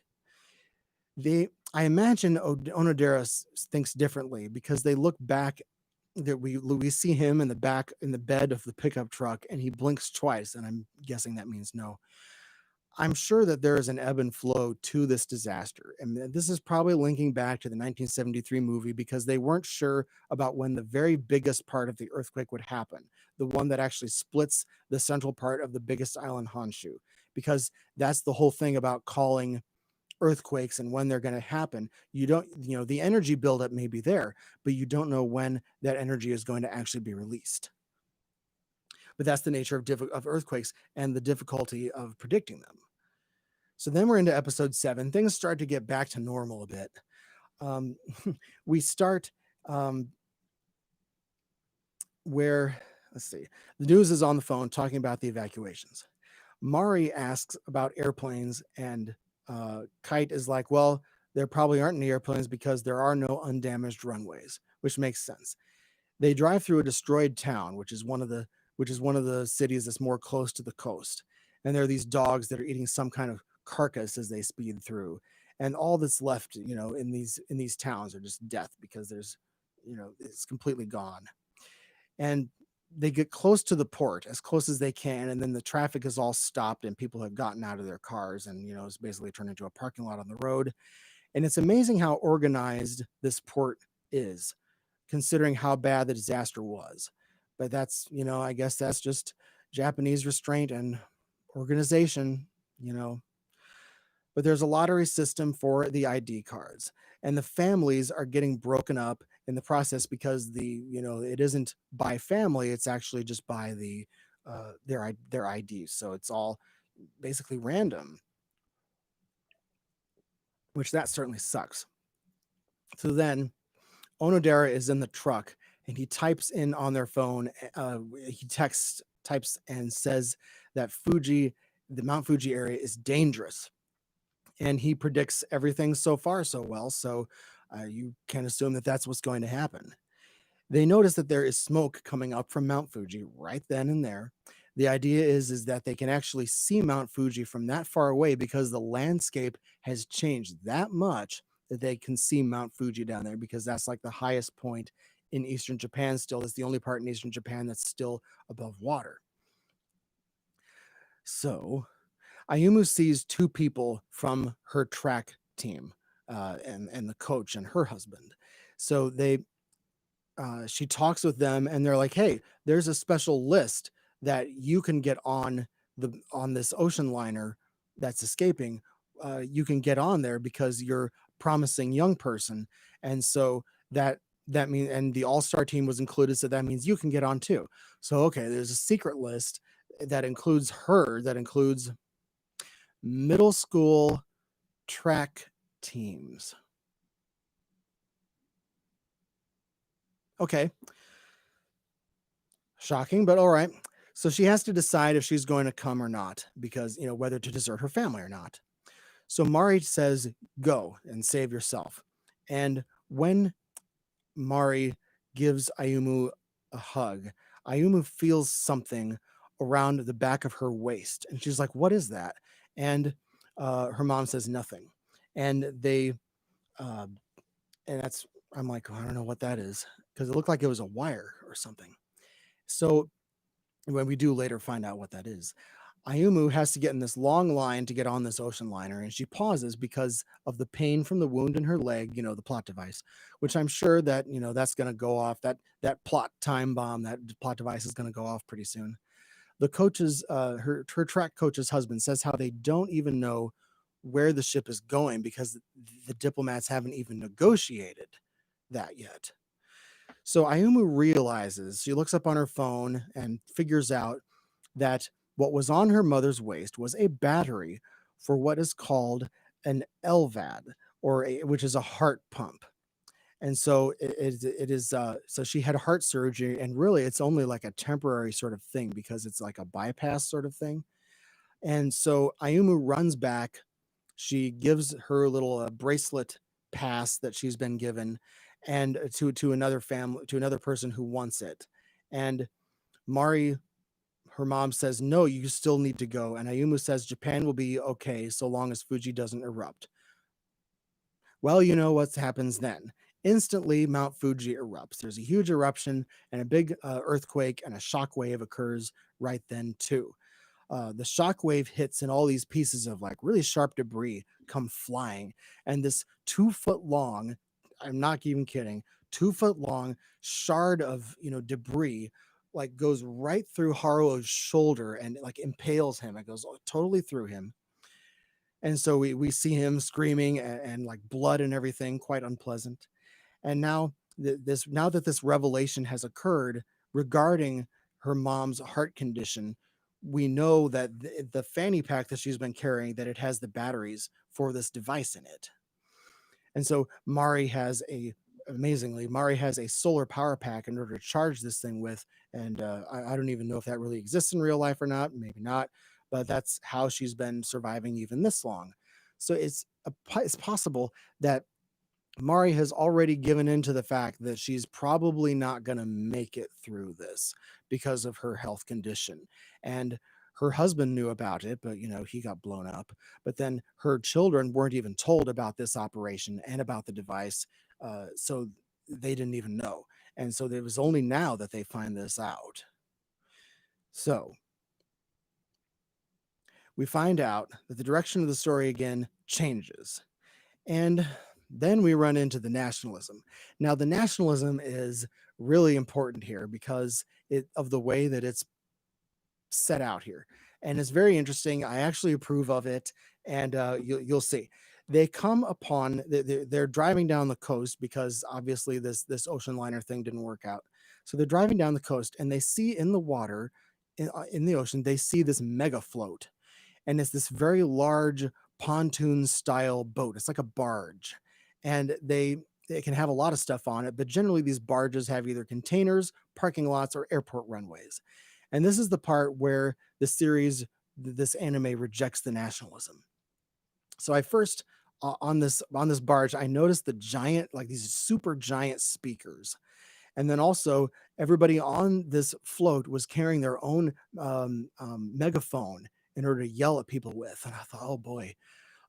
So we have the nationalism thing with all the megaphones and everything. So, mimicking real life here. Um, there are lots of flags all over it, and there's lots of jingoism going on, all these chants. One, talking about only pure Japanese will be on here.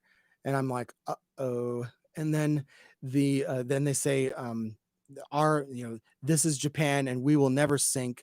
Takumi Zaizen is a complete fool. And Takumi Zaizen is the prime minister that they're talking about. So they're saying the prime minister is a fool. We're not going to sink. And so they got out on this barge in order to survive all of these disasters. So they shout on their megaphones that they're a moving Japanese island and we will never sink and all that. Sure, Jan.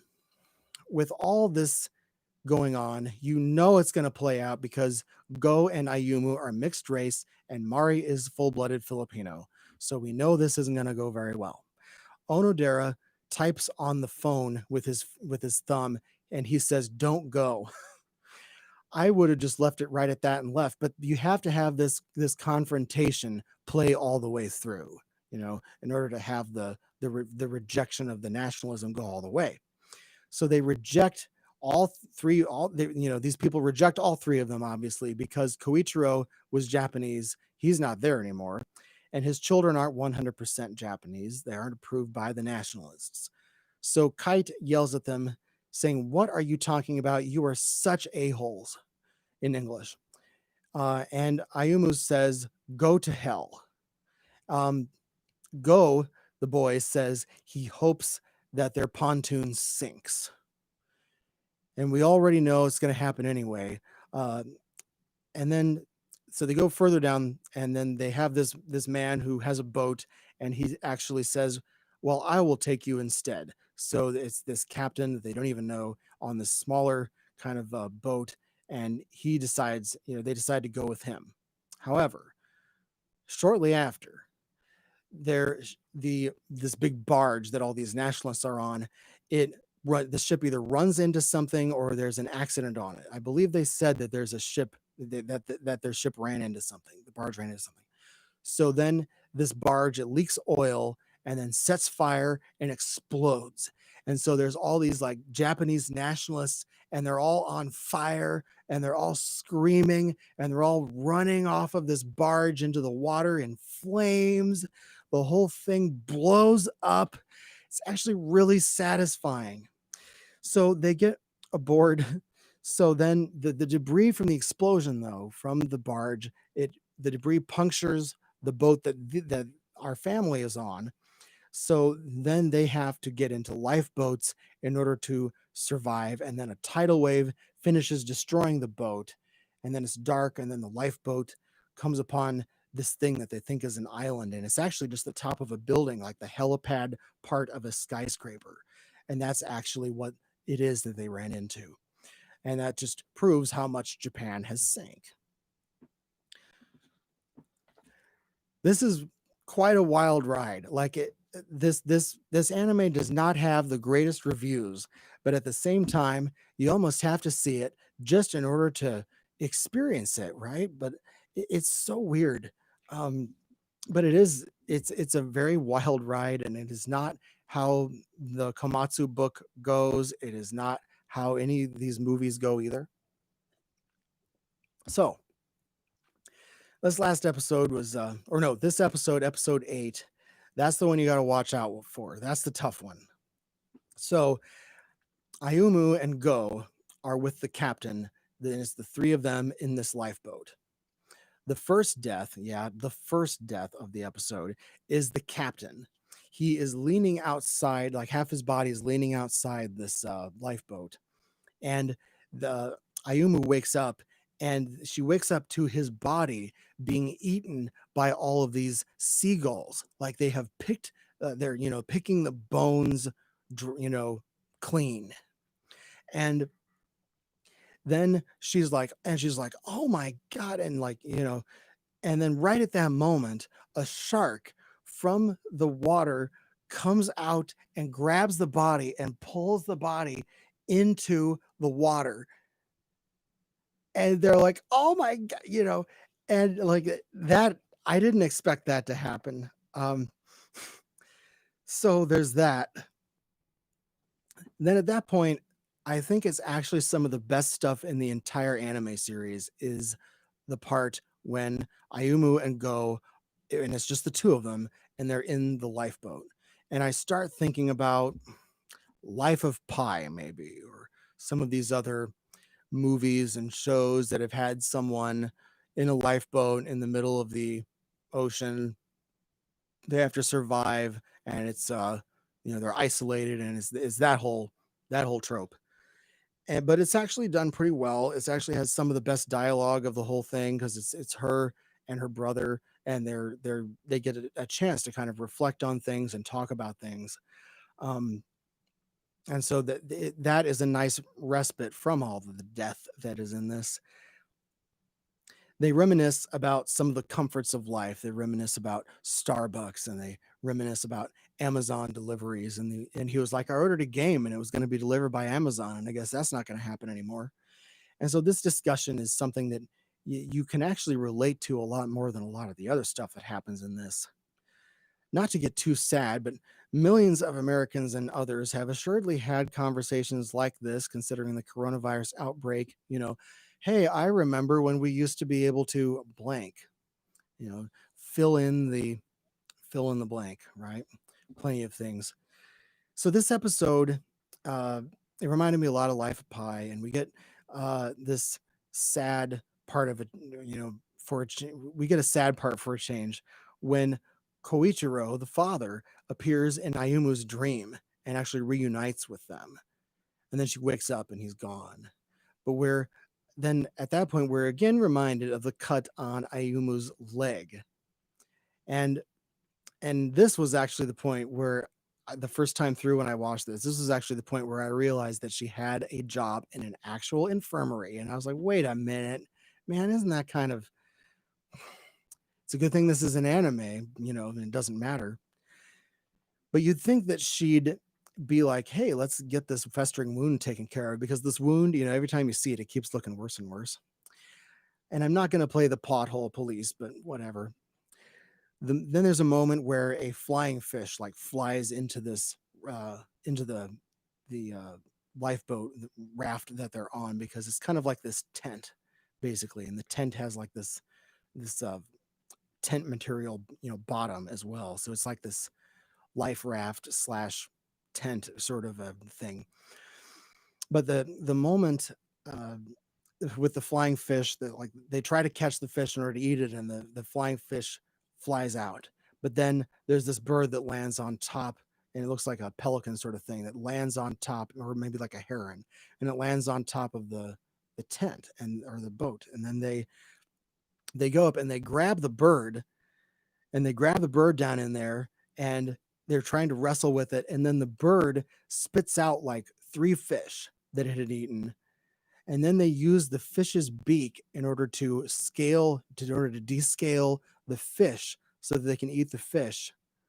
And uh, and that's a realistic touch, because the water that they collect from the fish and the oil that they collect, that's actually nourishing. So it's now a sort of like a survivalism movie. um, there's a water collection bag that came along with this lifeboat tent sort of thing, and it's like this plastic bag thing that it sort of looks like one of those IV bags that you have like saline solution stored in. And they're able to get a lot of water because it rained. But the thing is, there was a whole bunch of volcanic ash that was mixed in with this, and so as a result, they have to throw the water out because they can't drink volcanic ash because of, I believe it's acidity, sodium, calcium, fluoride, and stuff like that. Contaminants, stuff that you definitely should not drink. There's a little bit of atmospheric moment. This pretty relatively large ship goes past them, and it's a ship of death, literally. It's filled with seagulls and dead bodies, and the bodies are all being picked apart, and and they can smell the boat actually before they can even see it. So it's like this stench of death and all this, which I, I I have no problem with any of this. I think it's actually pretty cool.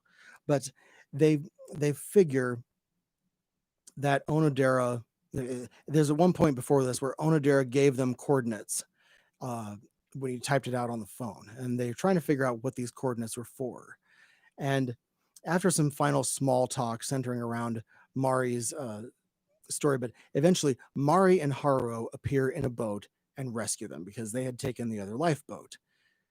So they get to the coordinates and they figure out that that's probably the place that he wanted them to go. And Onodera is still with them. So they are still, so it's Mari, Haruo, Onodera, Go, and Ayumu. And so then the battery pack for Mari's heart device signals that the battery's dying. And without that battery power, we know that she's going to die. The motorboat that they're on, they eventually come to a motorboat, and it has gas and works and everything. But the thing is, the anchor of that boat is down, and it's stuck on something like way below in the water in the ocean there. So then, in order to save them, Mari says that with her swimming expertise, she's going to do it. So she dives down, frees the rope, and as she's trying to swim back up to the boat, she drowns. And they get her out of the water, and they spend about a minute, like a full, like literal minute, trying to revive her, pushing her heart down and trying to do mouth to mouth resuscitation, all that stuff. This probably one of the saddest moments in this anime, really. The revelation of her heart problems and the surgery really gave us a lot of clues that something like this was going to happen. This reminded me of like Fellowship of the Ring, when Frodo is down in the water and Sam goes and pulls him up and all that, except there's death this time. And then the episode ends, and that's the end of episode 8. And holy crap, this is so sad. Um, this is really just taking us so many directions, and I can't believe it. Episode 9. For this episode, we're going to have an in-depth examination of one of the most amazing things that happens in this entire series, and that is the Japanese rap battle. You heard me. So, we're going to analyze that. That's what happens in this episode. It's like half of this episode is that. So the beginning of the episode has the immediate aftermath of the death of Mari, and Haruo is piloting the speedboat, and he takes them to the coordinates that they're supposed to go to, or at least towards. Then what happens is Kite and Onodera show up in a small amphibious Japanese military vehicle. Where they got it, I don't know, but they end up rescuing them. And then Kite notices that Ayumu is wearing her mother's necklace. And then he's like, what happened? And Ayumu says she sacrificed herself. There's an underwater volcanic eruption sort of thing near them that rains volcanic matter all around. And it's proving that they likely would have been killed if they hadn't been picked up by Kite and gotten into this, metal vehicle that protects them better. So they go to the coordinates that Onodera tells them to go to, and they come upon this island, and it has a lighthouse on it and some hot springs. Oh, no, that's not the island they're supposed to go to. They come to this island first. So we are again reminded of the festering wound in Ayumu's leg, the plot device, which she somehow didn't attend to. And then she says, hot springs are good for wounds, right? And Kite is like, well, maybe. So then we're led into the rap battle. Ayumu tells Go, isn't Japan great? I don't know what on earth makes her say this, but she says that. They don't have hot springs in Estonia, do they? And then Go and Kite say, actually, yes, Estonia does have hot springs. And then Ayumu's like, well, they don't have cherry blossoms in Estonia, right? And Go and Kite are like, well, it's all underwater now anyway, so what does it matter? And Go says, I can't stand this country. And he continues to rigidly stay in the same position on something, even though he's less than 10 years old. He's completely set on this position. His reasoning now, though, is founded in a good point, because he just had to go through all of this. And if he wasn't born in Japan, then he wouldn't have to have gone through all this. So I guess that's the point. At 8 minutes and 15 seconds into the episode, the rap battle begins.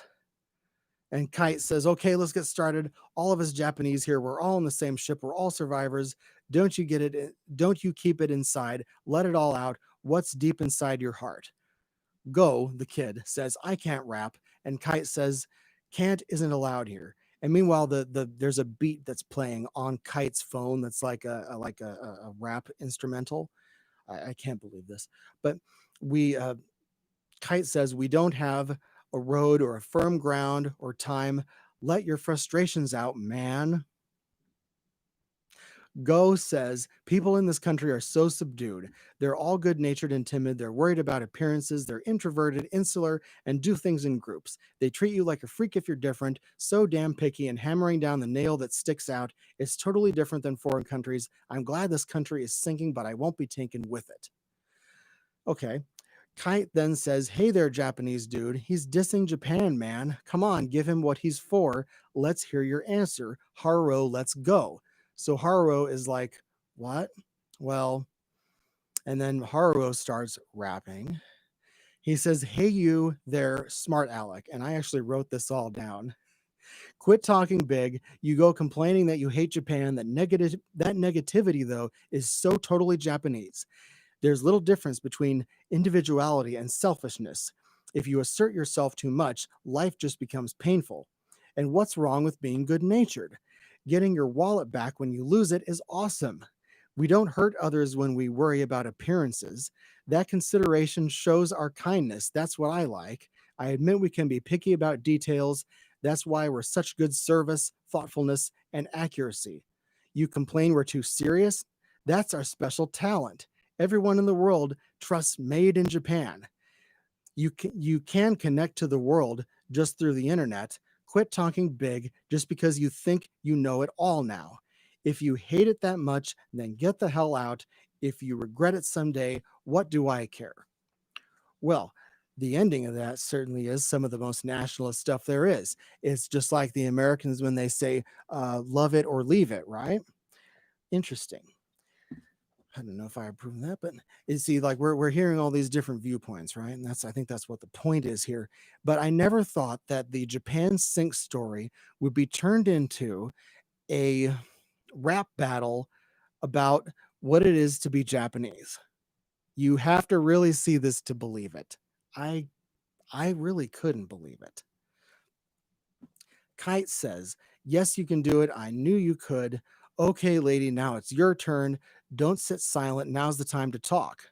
And Ayumu gives the third viewpoint, and she says, "I'm sick of your whining. Foreign countries in Japan. What the heck is the point of comparing countries?" Hey, every place has its good points and its bad points too. There are good people and people that are neither. There is crime everywhere. Miracles can happen anywhere. I'm sick of everyone's opinion. I'll decide for myself. There were never any lines on the globe before, so why now? It's nonsense to judge what people from a country are like. I've finally realized this, and at a time like this, it's way more important who we're with than who we are. If I can be with the people with me now, then I can survive. Then this is my land, this is Earth.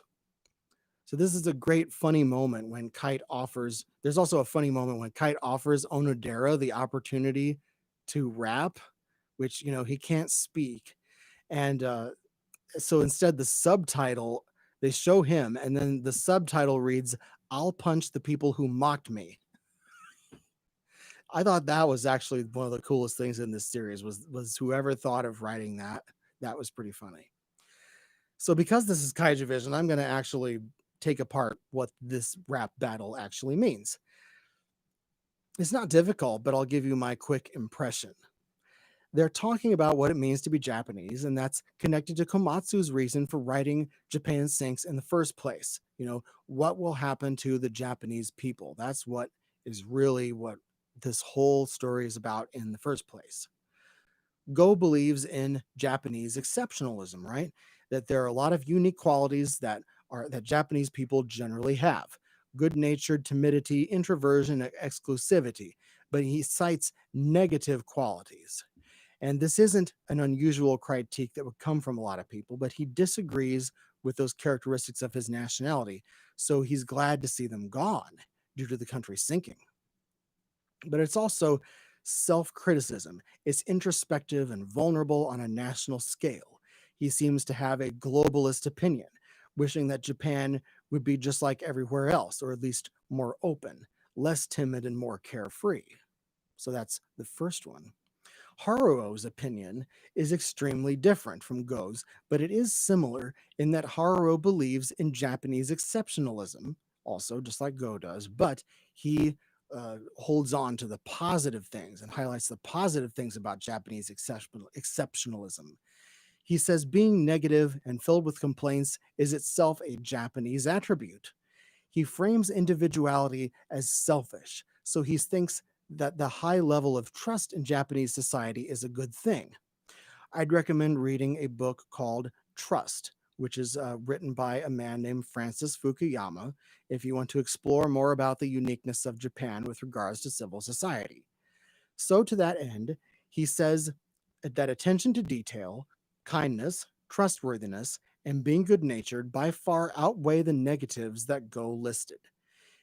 The end of what Haruo says is more nationalist in tone, unmistakably, where he says that the world trusts Made in Japan, and if you don't like it, leave it. My country, right or wrong, right? Finally, what Ayumu says is the third type of opinion. She rejects Japanese exceptionalism, as opposed to what the other two do. And she isn't concerned with the details.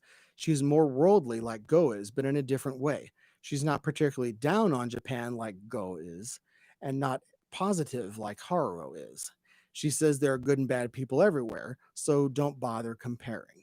It's an idealistic position, but in a way, all three of these positions are idealistic because they're talking in ways that are about abstract national sort of things, patriotic and nationalistic things. She says that there shouldn't be lines on the map. And I imagine that would be a good opinion to have right now because the country that, your country just disappeared. I suppose you should start preaching that. Um, this is an expression of how Japan is part of a global community. And it's also in line with the Olympic spirit as well, which, 2020 and all. I find these three different rounds of the rap battle interesting and entertaining because it's a very zany way to get across important things in the story without having this discussion. And it's just so weird though, but at the same time, this anime studio actually does this kind of stuff pretty often. The Japanese rap, the other kinds of odd things that happen in this, they are actually characteristic of this anime studio. Zach, you said you don't like Japan, just get out. Isn't that the objective? Yeah, they just did get out. So I guess that's a good point to make. And just like with Ayamu saying, uh, what do lines on borders matter? Well, if you just got your country destroyed, then you're going to have to be a refugee somewhere. So you definitely should probably be saying, oh, what do lines matter? We're all people, right? Okay. Mm. Getting back to the plot, the coordinates that Onodera gave them are the location of the data archives of Dr. Tadakoro, who we never see a Dr. Tadakoro except at the very end in the form of a statue, which is a little bit of a letdown. But this location is on an island that is in a cave, and it's supposedly more resilient to natural disasters. So maybe the data that's there will point to information about how to save Japan somehow. And when they first say that, I was like, what do you even mean? The new data that's collected is in a micro SD card inside a tooth filling or a tooth inside Onodera's mouth. Right. That's a new one. So to finish getting the data downloaded, uh, what happens is Kite goes into this facility and he starts downloading all this data onto this drive, right? But then an earthquake happens and water starts filling up the room. And Kite says, this is like Mission Impossible. What would Tom Cruise do? He gets the drive with the data on it and puts it in a waterproof container and gets out of there with Onodera underwater with only one oxygen tank and no masks. Onodera didn't breathe at all underwater during the escape, even though he was given the opportunity to, which is it gives us yet another time that we have to watch everybody trying to revive a character that has supposedly drowned. So they're, pumping his heart and they're, doing all this stuff to try to save his life. And he ends up actually living, which is good. For the final big scene in this episode, the waves have gotten much more extreme with the latest earthquake, and they run to higher ground to the island. Kite says, what is this? Die hard, because there are just these giant waves trying to wash them away. And then the waterproof case with the drive in it is knocked out of his hand, and it goes into the water, and it gets kind of stuck in this destroyed like concrete foundation sort of thing. So it's like a little, culvert in order to, that this thing gets caught in. And I thought, oh boy, what's going to happen next?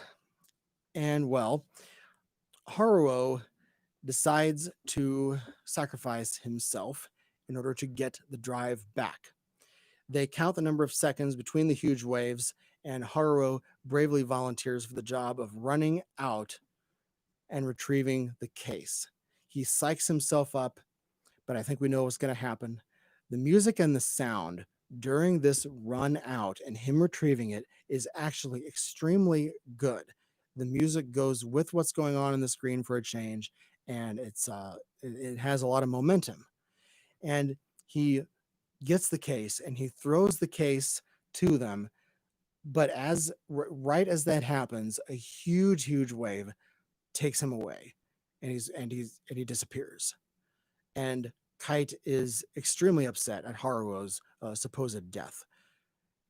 And then at the very uh, end of the episode, this upbeat music starts playing for the credits. I kid you not.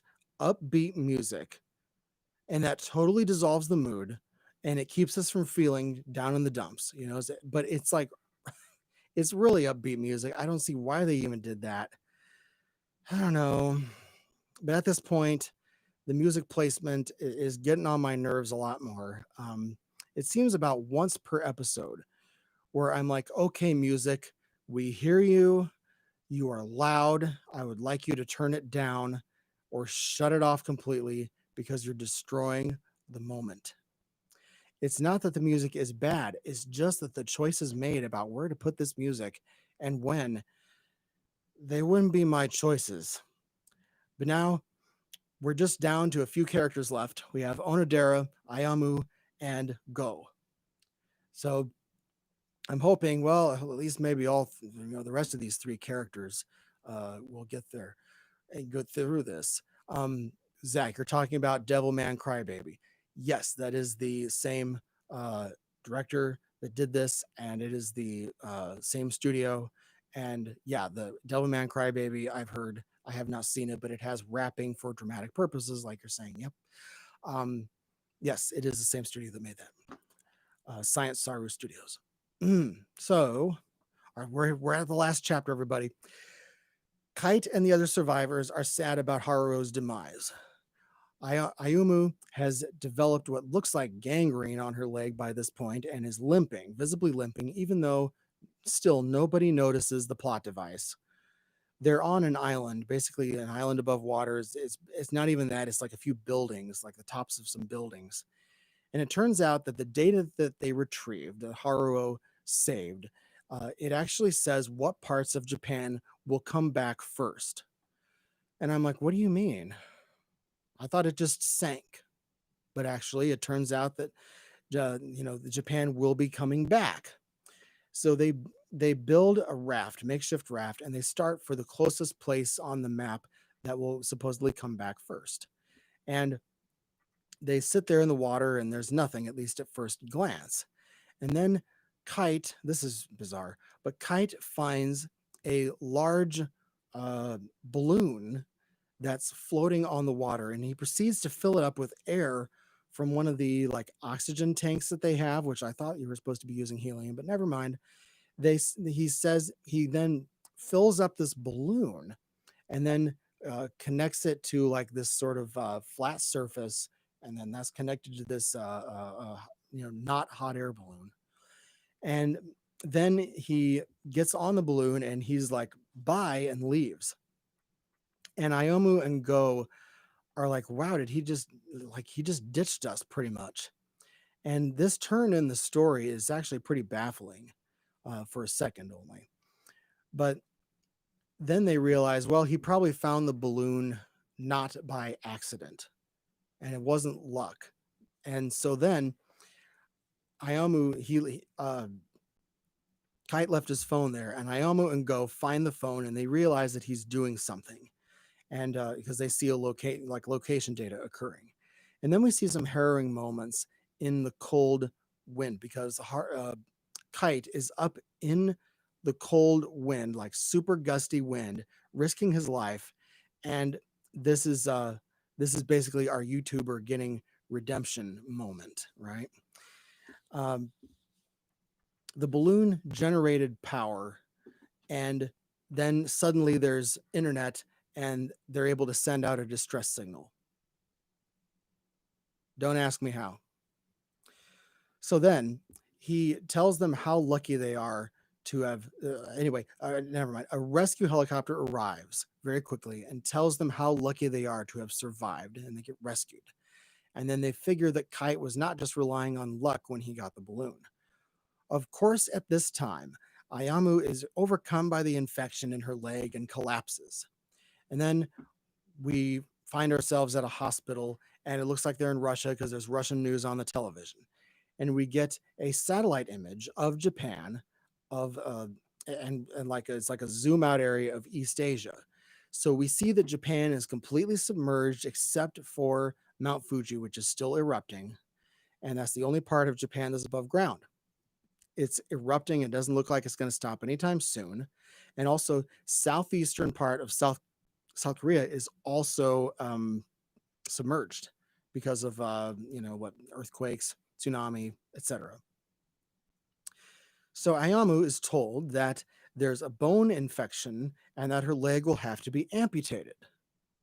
So if you are listening to this or watching this and you're a track athlete and your leg gets cut really bad, you should get it checked out and get it taken care of.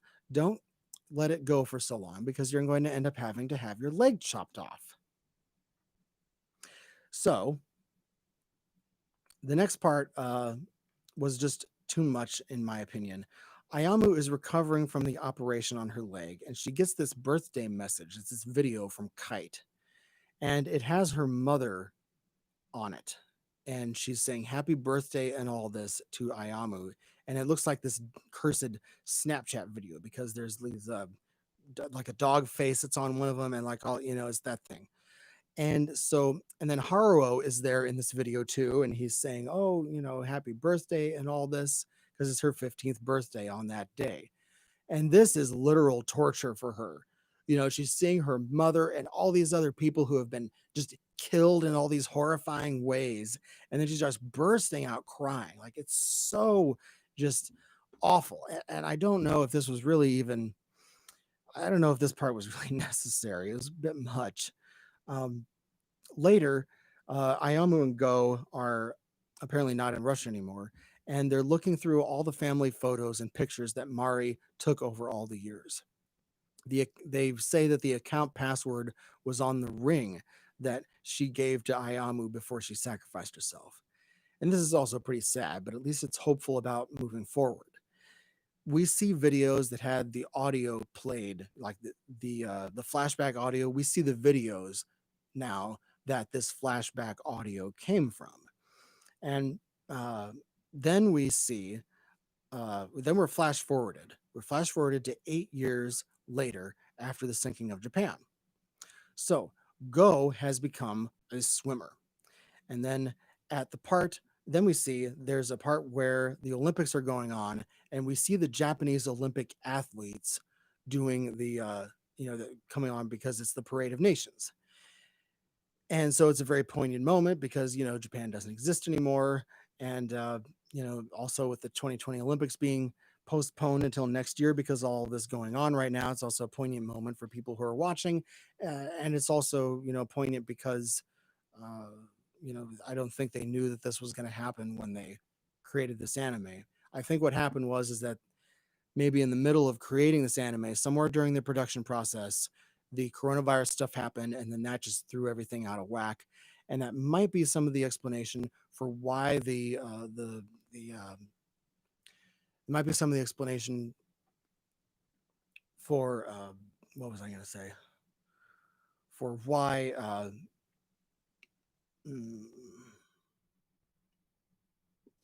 what was I saying? Darn it. For why the animation had problems, because some of the animation has been complained about. And I think maybe it's because the coronavirus threw all this off, and they weren't able to finish stuff, or it was just everything was thrown up in the air. So that's where that came from. Godslayer Heavy Hand is saying, yeah, gangrene is still a pain in the ass in 2020. Yep. And so yeah, the plot device of the leg cut finally comes to fruition, finally in episode 10. But anyway, the Japanese built a new island, like a very small one, 2 years after the sinking of Japan took place, where the old Tokyo stood. So there are new buildings and a new Tokyo Tower, and it's weird, but it's kind of set up with the central island and there are a bunch of like mini islands, but not islands that are connected to it. So it's like sort of barge islands or whatever. It's very interesting. Uh, the Japanese government collected as many images and videos of old Japan and put them all together on some like mega website. And that is so people can remember the memory of Japan, so that the memory of Japan can continue. And this reminded me of the 1973 movie where we saw all these images and flashing images and video of what Japan looked like before all this happened. So we see the video, then we see a video of Kunio, the old man, and his wife, where he talks about his shop opening, and we see his granddaughter finally. And we find out from a narration by Ayumu that Japan will rise again in 100 years, which is a direction I did not think this story would go, that Japan actually comes back. We also learned that the US and Japan's neighbors held a conference, and that at that conference they decide to preserve Japan's territory. Well, now we know it's fiction. I don't know how realistic that is, but it's nice to see some sort of optimism in the story at the end. By the new Tokyo Tower, there's this big ass statue of Professor Tadokoro. And it looks really weird because he's wearing this trench coat. It's like this matrixy kind of trench coat. And it's a little odd that the statue shows that. And it's also odd because people referred to him as a madman this whole time. But I guess, because everything that he said was going to happen happened, he's redeemed too. Anyway, then Go takes part in a gaming championship at the Olympics for the esports team. Um, and Go has dual citizenship with Estonia. And it's kind of implied that the Japanese who survived, that they got to pick another country in order to have dual citizenship in.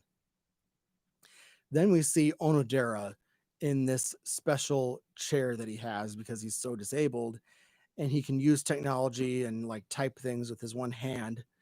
Um, and so this was a good ending for him, I guess, as good as possible. And we see Ayumu with a lower extremity prosthesis, that one of those metal things that kind of looks like a kind of a bow to it. And um, she's running in a long jump. And then at the ending, she does the long jump, and then when she slides into the sand, and then the sand goes all into the camera, and then it dissolves, into nothing, and then that's the end.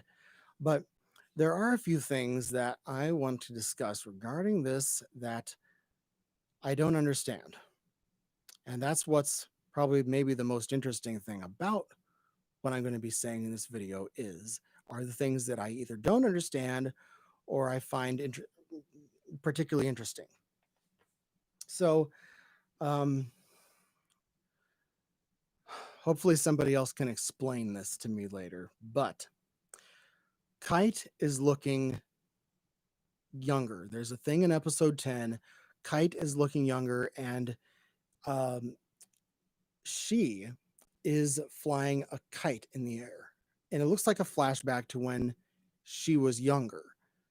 And she's wearing a skirt, and then Kite takes off the skirt to reveal just underwear, normal underwear, and Kite seems happier. And I was like, okay, so that means that, yes, Kite is a transsexual man, because the rejection of the skirt means potentially a rejection of femaleness, whatever, right? And I was like, okay, that makes sense, because she's a trans man, or he is a trans man now. So that it makes sense that before that, okay. So then we're flashed forward to Kite looking different with still longer hair. And she's at Mount Fuji and talking about the flowers. And just, it looks like a woman still, right? And I was like, okay, we don't know what time this video was done. We don't know where in the timeline this was. Okay, sure. It still points to the fact that Kite is a trans man in the present. Um, and so then one of the, and then there's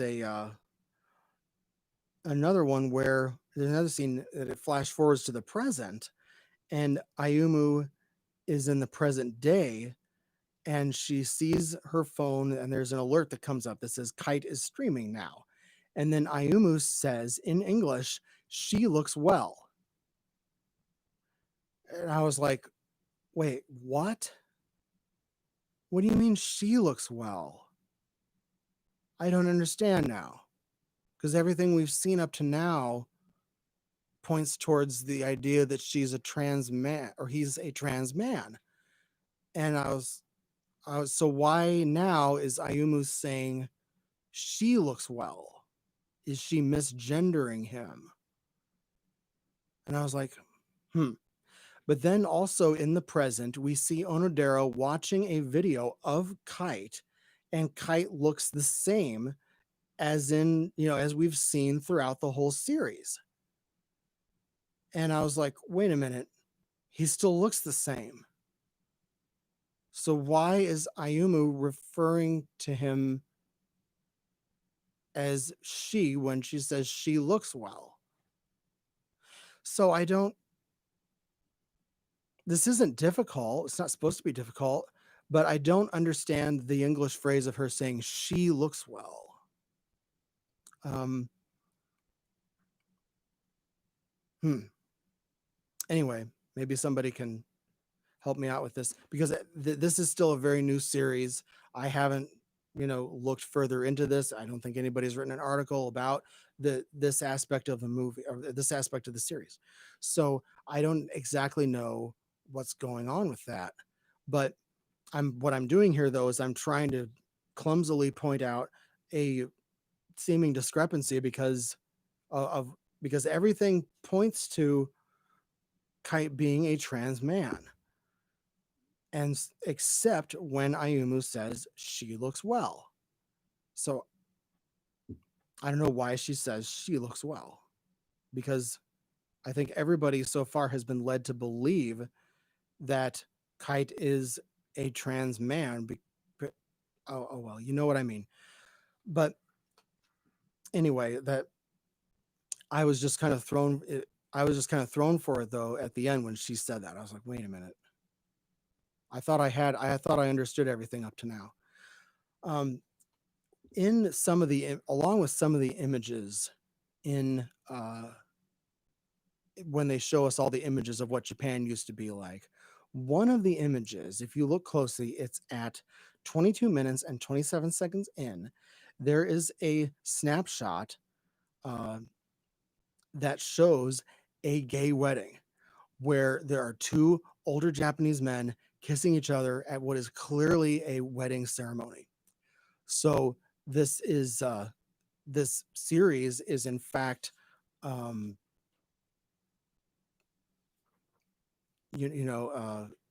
like possibly thinking forward or whatever it is, to a period in which gay marriage is legal in Japan, which is it still currently is not right now as I'm doing this video. So like and so it's like it's going forward 8 years, and then it's like backdating, gay marriage being made legal. But I saw that, I think the second time that I watched this whole series through, I was like, oh wait a minute, what was that? And so that was interesting too. Um, but this is all very interesting stuff. This series goes in so many directions that I never thought it would, and it goes so many places that I never thought we'd be. Um, with regards to YouTubers, let's talk about YouTubers some more. We could talk about gamers too. That sort of dovetails with this, right? But clearly, Go is a gamer, and he actually has two dream sequences in which he is inside a video game, and they're two very short little dream sequences, and they mostly relate to um, what's been going on just most recently in his life that had just happened. Um, so there's that.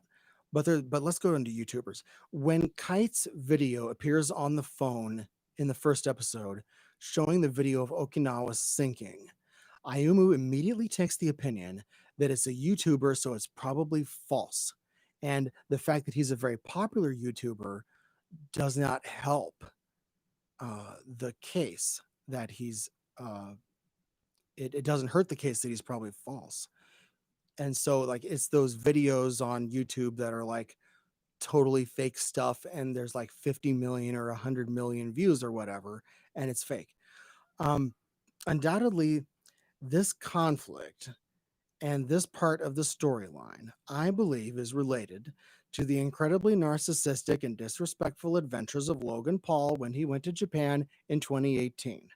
I certainly don't even want to waste my breath talking about him or Jake, but because his behavior was so anger inducing and upsetting to the Japanese, it likely did taint their impression of popular YouTubers. So, this story serves as redemption for popular YouTubers and their garbage reprobate behavior that they engage in. Unfortunately, this story is instantly dated as a lot happened on this platform since the anime was completed. I don't have to, do I really have to talk about YouTubers anymore? Um, but anyway, there's a connection, and also there's a connection that Kite sort of looks like PewDiePie. So there is that, and then that goes back to gamers as well. Um, but that is very interesting. But I think there is a matter of redemption of YouTubers because Kite decides to stay with them at the end of that one episode because I believe Ayumu is so pretty much mean to him because he's a YouTuber and she doesn't trust him, and she assigns all these bad motives to him and all this other stuff. She assigns all these bad motives and she makes him out to be this horrible person, not because she knows him, but because he's a popular YouTuber. So then Kite decides to stay with them and be their guide and literally save their asses. Uh, in order to what? In order to like prove Ayumu wrong that about YouTubers. So I think that's what the connection is. That's also really interesting. I never thought that this would go there either, but I noticed in the first episode that like they talked about YouTubers like twice, and I thought, okay, this has got to be in play somewhere in the plot because this this anime doesn't do anything that isn't taken care of later on. It does make sure to go back and address all of the things that it lays all these little crumbs for us, and I think that's one thing that's pretty cool about this anime. But as far as complaints, I have heard complaints about the animation. Like I said, it's kind of problematic. There are points where it's lacking. There's quite a bit of lack in detail, um, and some of it looks, quite frankly, unfinished. And I want to give some leeway with the possibility that the coronavirus just effed up the production process of this entire thing, and they might have just been fighting to try to get this released at this time anyway. As I said, this is Masaaki Yuasa, who directed and does a lot of production at Science Saru Studio. But the thing is, supposedly, Yuasa did not have a lot to do with this production in particular. He did not have a lot to do with it. And so either and like he announced his departure or something. He announced he was taking a break. And like I said, Science Saru, they do quirky offbeat productions. They do Japanese rap. They have characters with white hair in them. There's a it's a thing at this anime studio. This anime studio is also known, particularly for being I think it's just the only one anime studio in all of Japan that has a woman who is in charge of the studio. She's the only anime studio head that is a woman. Um, Going back to the characters, Koichiro is a survivalist, or a not a survivalist, but a very good at surviving. You know, he's very handy, and it was that kind of tipped me off that he's probably going to get killed. Um, and he's also kind of hard to relate to because he's just such a we don't get to see much of his character fleshed out at all. I think the mom, Mari, is actually a pretty good character in general. She's good. She has good personality. Um, I think some people commented like she smiles quite a bit during this, and so people were like, "Why is she so like happy and like taking pictures and all?" She's like doing group pictures and stuff during this too, and like I know Americans would not be doing this. He's probably not. Um, but I like the Mari character quite a bit. I get her personality. She has a simple personality, and I'll give it that. Um, let's talk about Daniel a little bit. I was incredibly annoyed and filled with cringe at this character. Um, and it was all like I think there was some comment I saw where somebody was like, "Why didn't we get to see him die like a really horrible death?" But uh, and then also the Onodera character. I sort of wonder why Onodera in this. What's happening with him? Why is he at this compound? What's he doing there? How did he get there? Why does he have a neck brace? Um, you know, where did he sustain this injury? But mostly, why is he at this compound even to begin with? I didn't quite understand that, but oh well. Um, but the the death and the nihilism and the horrible luck and the Koichiro exploding and mom drowning and all this other stuff, I really wasn't all that bothered by it. It was something that I actually expected to possibly happen, and I also didn't really have much of a problem with it. I'm able to handle nihilism and death and stuff pretty well in movies and series, and so I wasn't really all that upset about that. Um, as long as it didn't have anything to do with the damn virus, I really don't care. But it's good. I think it's good in its own way. It's I think it's good to be able to. I think you should try to watch this if you can, just because of how bizarre this is, especially the middle of this. Like a lot of people comment, this is really bizarre in the middle. It's really uh, funny. There are some moments where you might unintentionally laugh. There are some moments where you might cry, even depending on how much you're able to get into the characters. It's so weird. It's a very weird anime, and I definitely did not expect 90% of this stuff to happen. My only misgiving is that I wish I could have seen more of Japan sinking and see more of that, see more buildings getting destroyed or on fire or what have you. You know, any of that stuff. I wish we could have seen that more. But at the same time, I'm not going to be too picky. And especially because of the coronavirus, they might have had to cut all kinds of stuff that they might have planned on putting in. I don't know. I want to see a documentary about this at some point. So yeah, that is Japan Sinks 2020. Very interesting. And thank you everybody for watching this. And I hope that I want definitely let me know in the comments about what you thought of this, because it is it's interesting. It's in places it's fun, and I wish they would release a version of this that just has no music whatsoever, so we just take in the feeling a little bit more as opposed to having music that's a little too upbeat. I think actually the music got on my nerves a little bit more than I thought it would even, but it is what it is, and I'm glad that this franchise ish has been kept alive, and that we still get a lot of the feelings that we do from the original Submersion of Japan.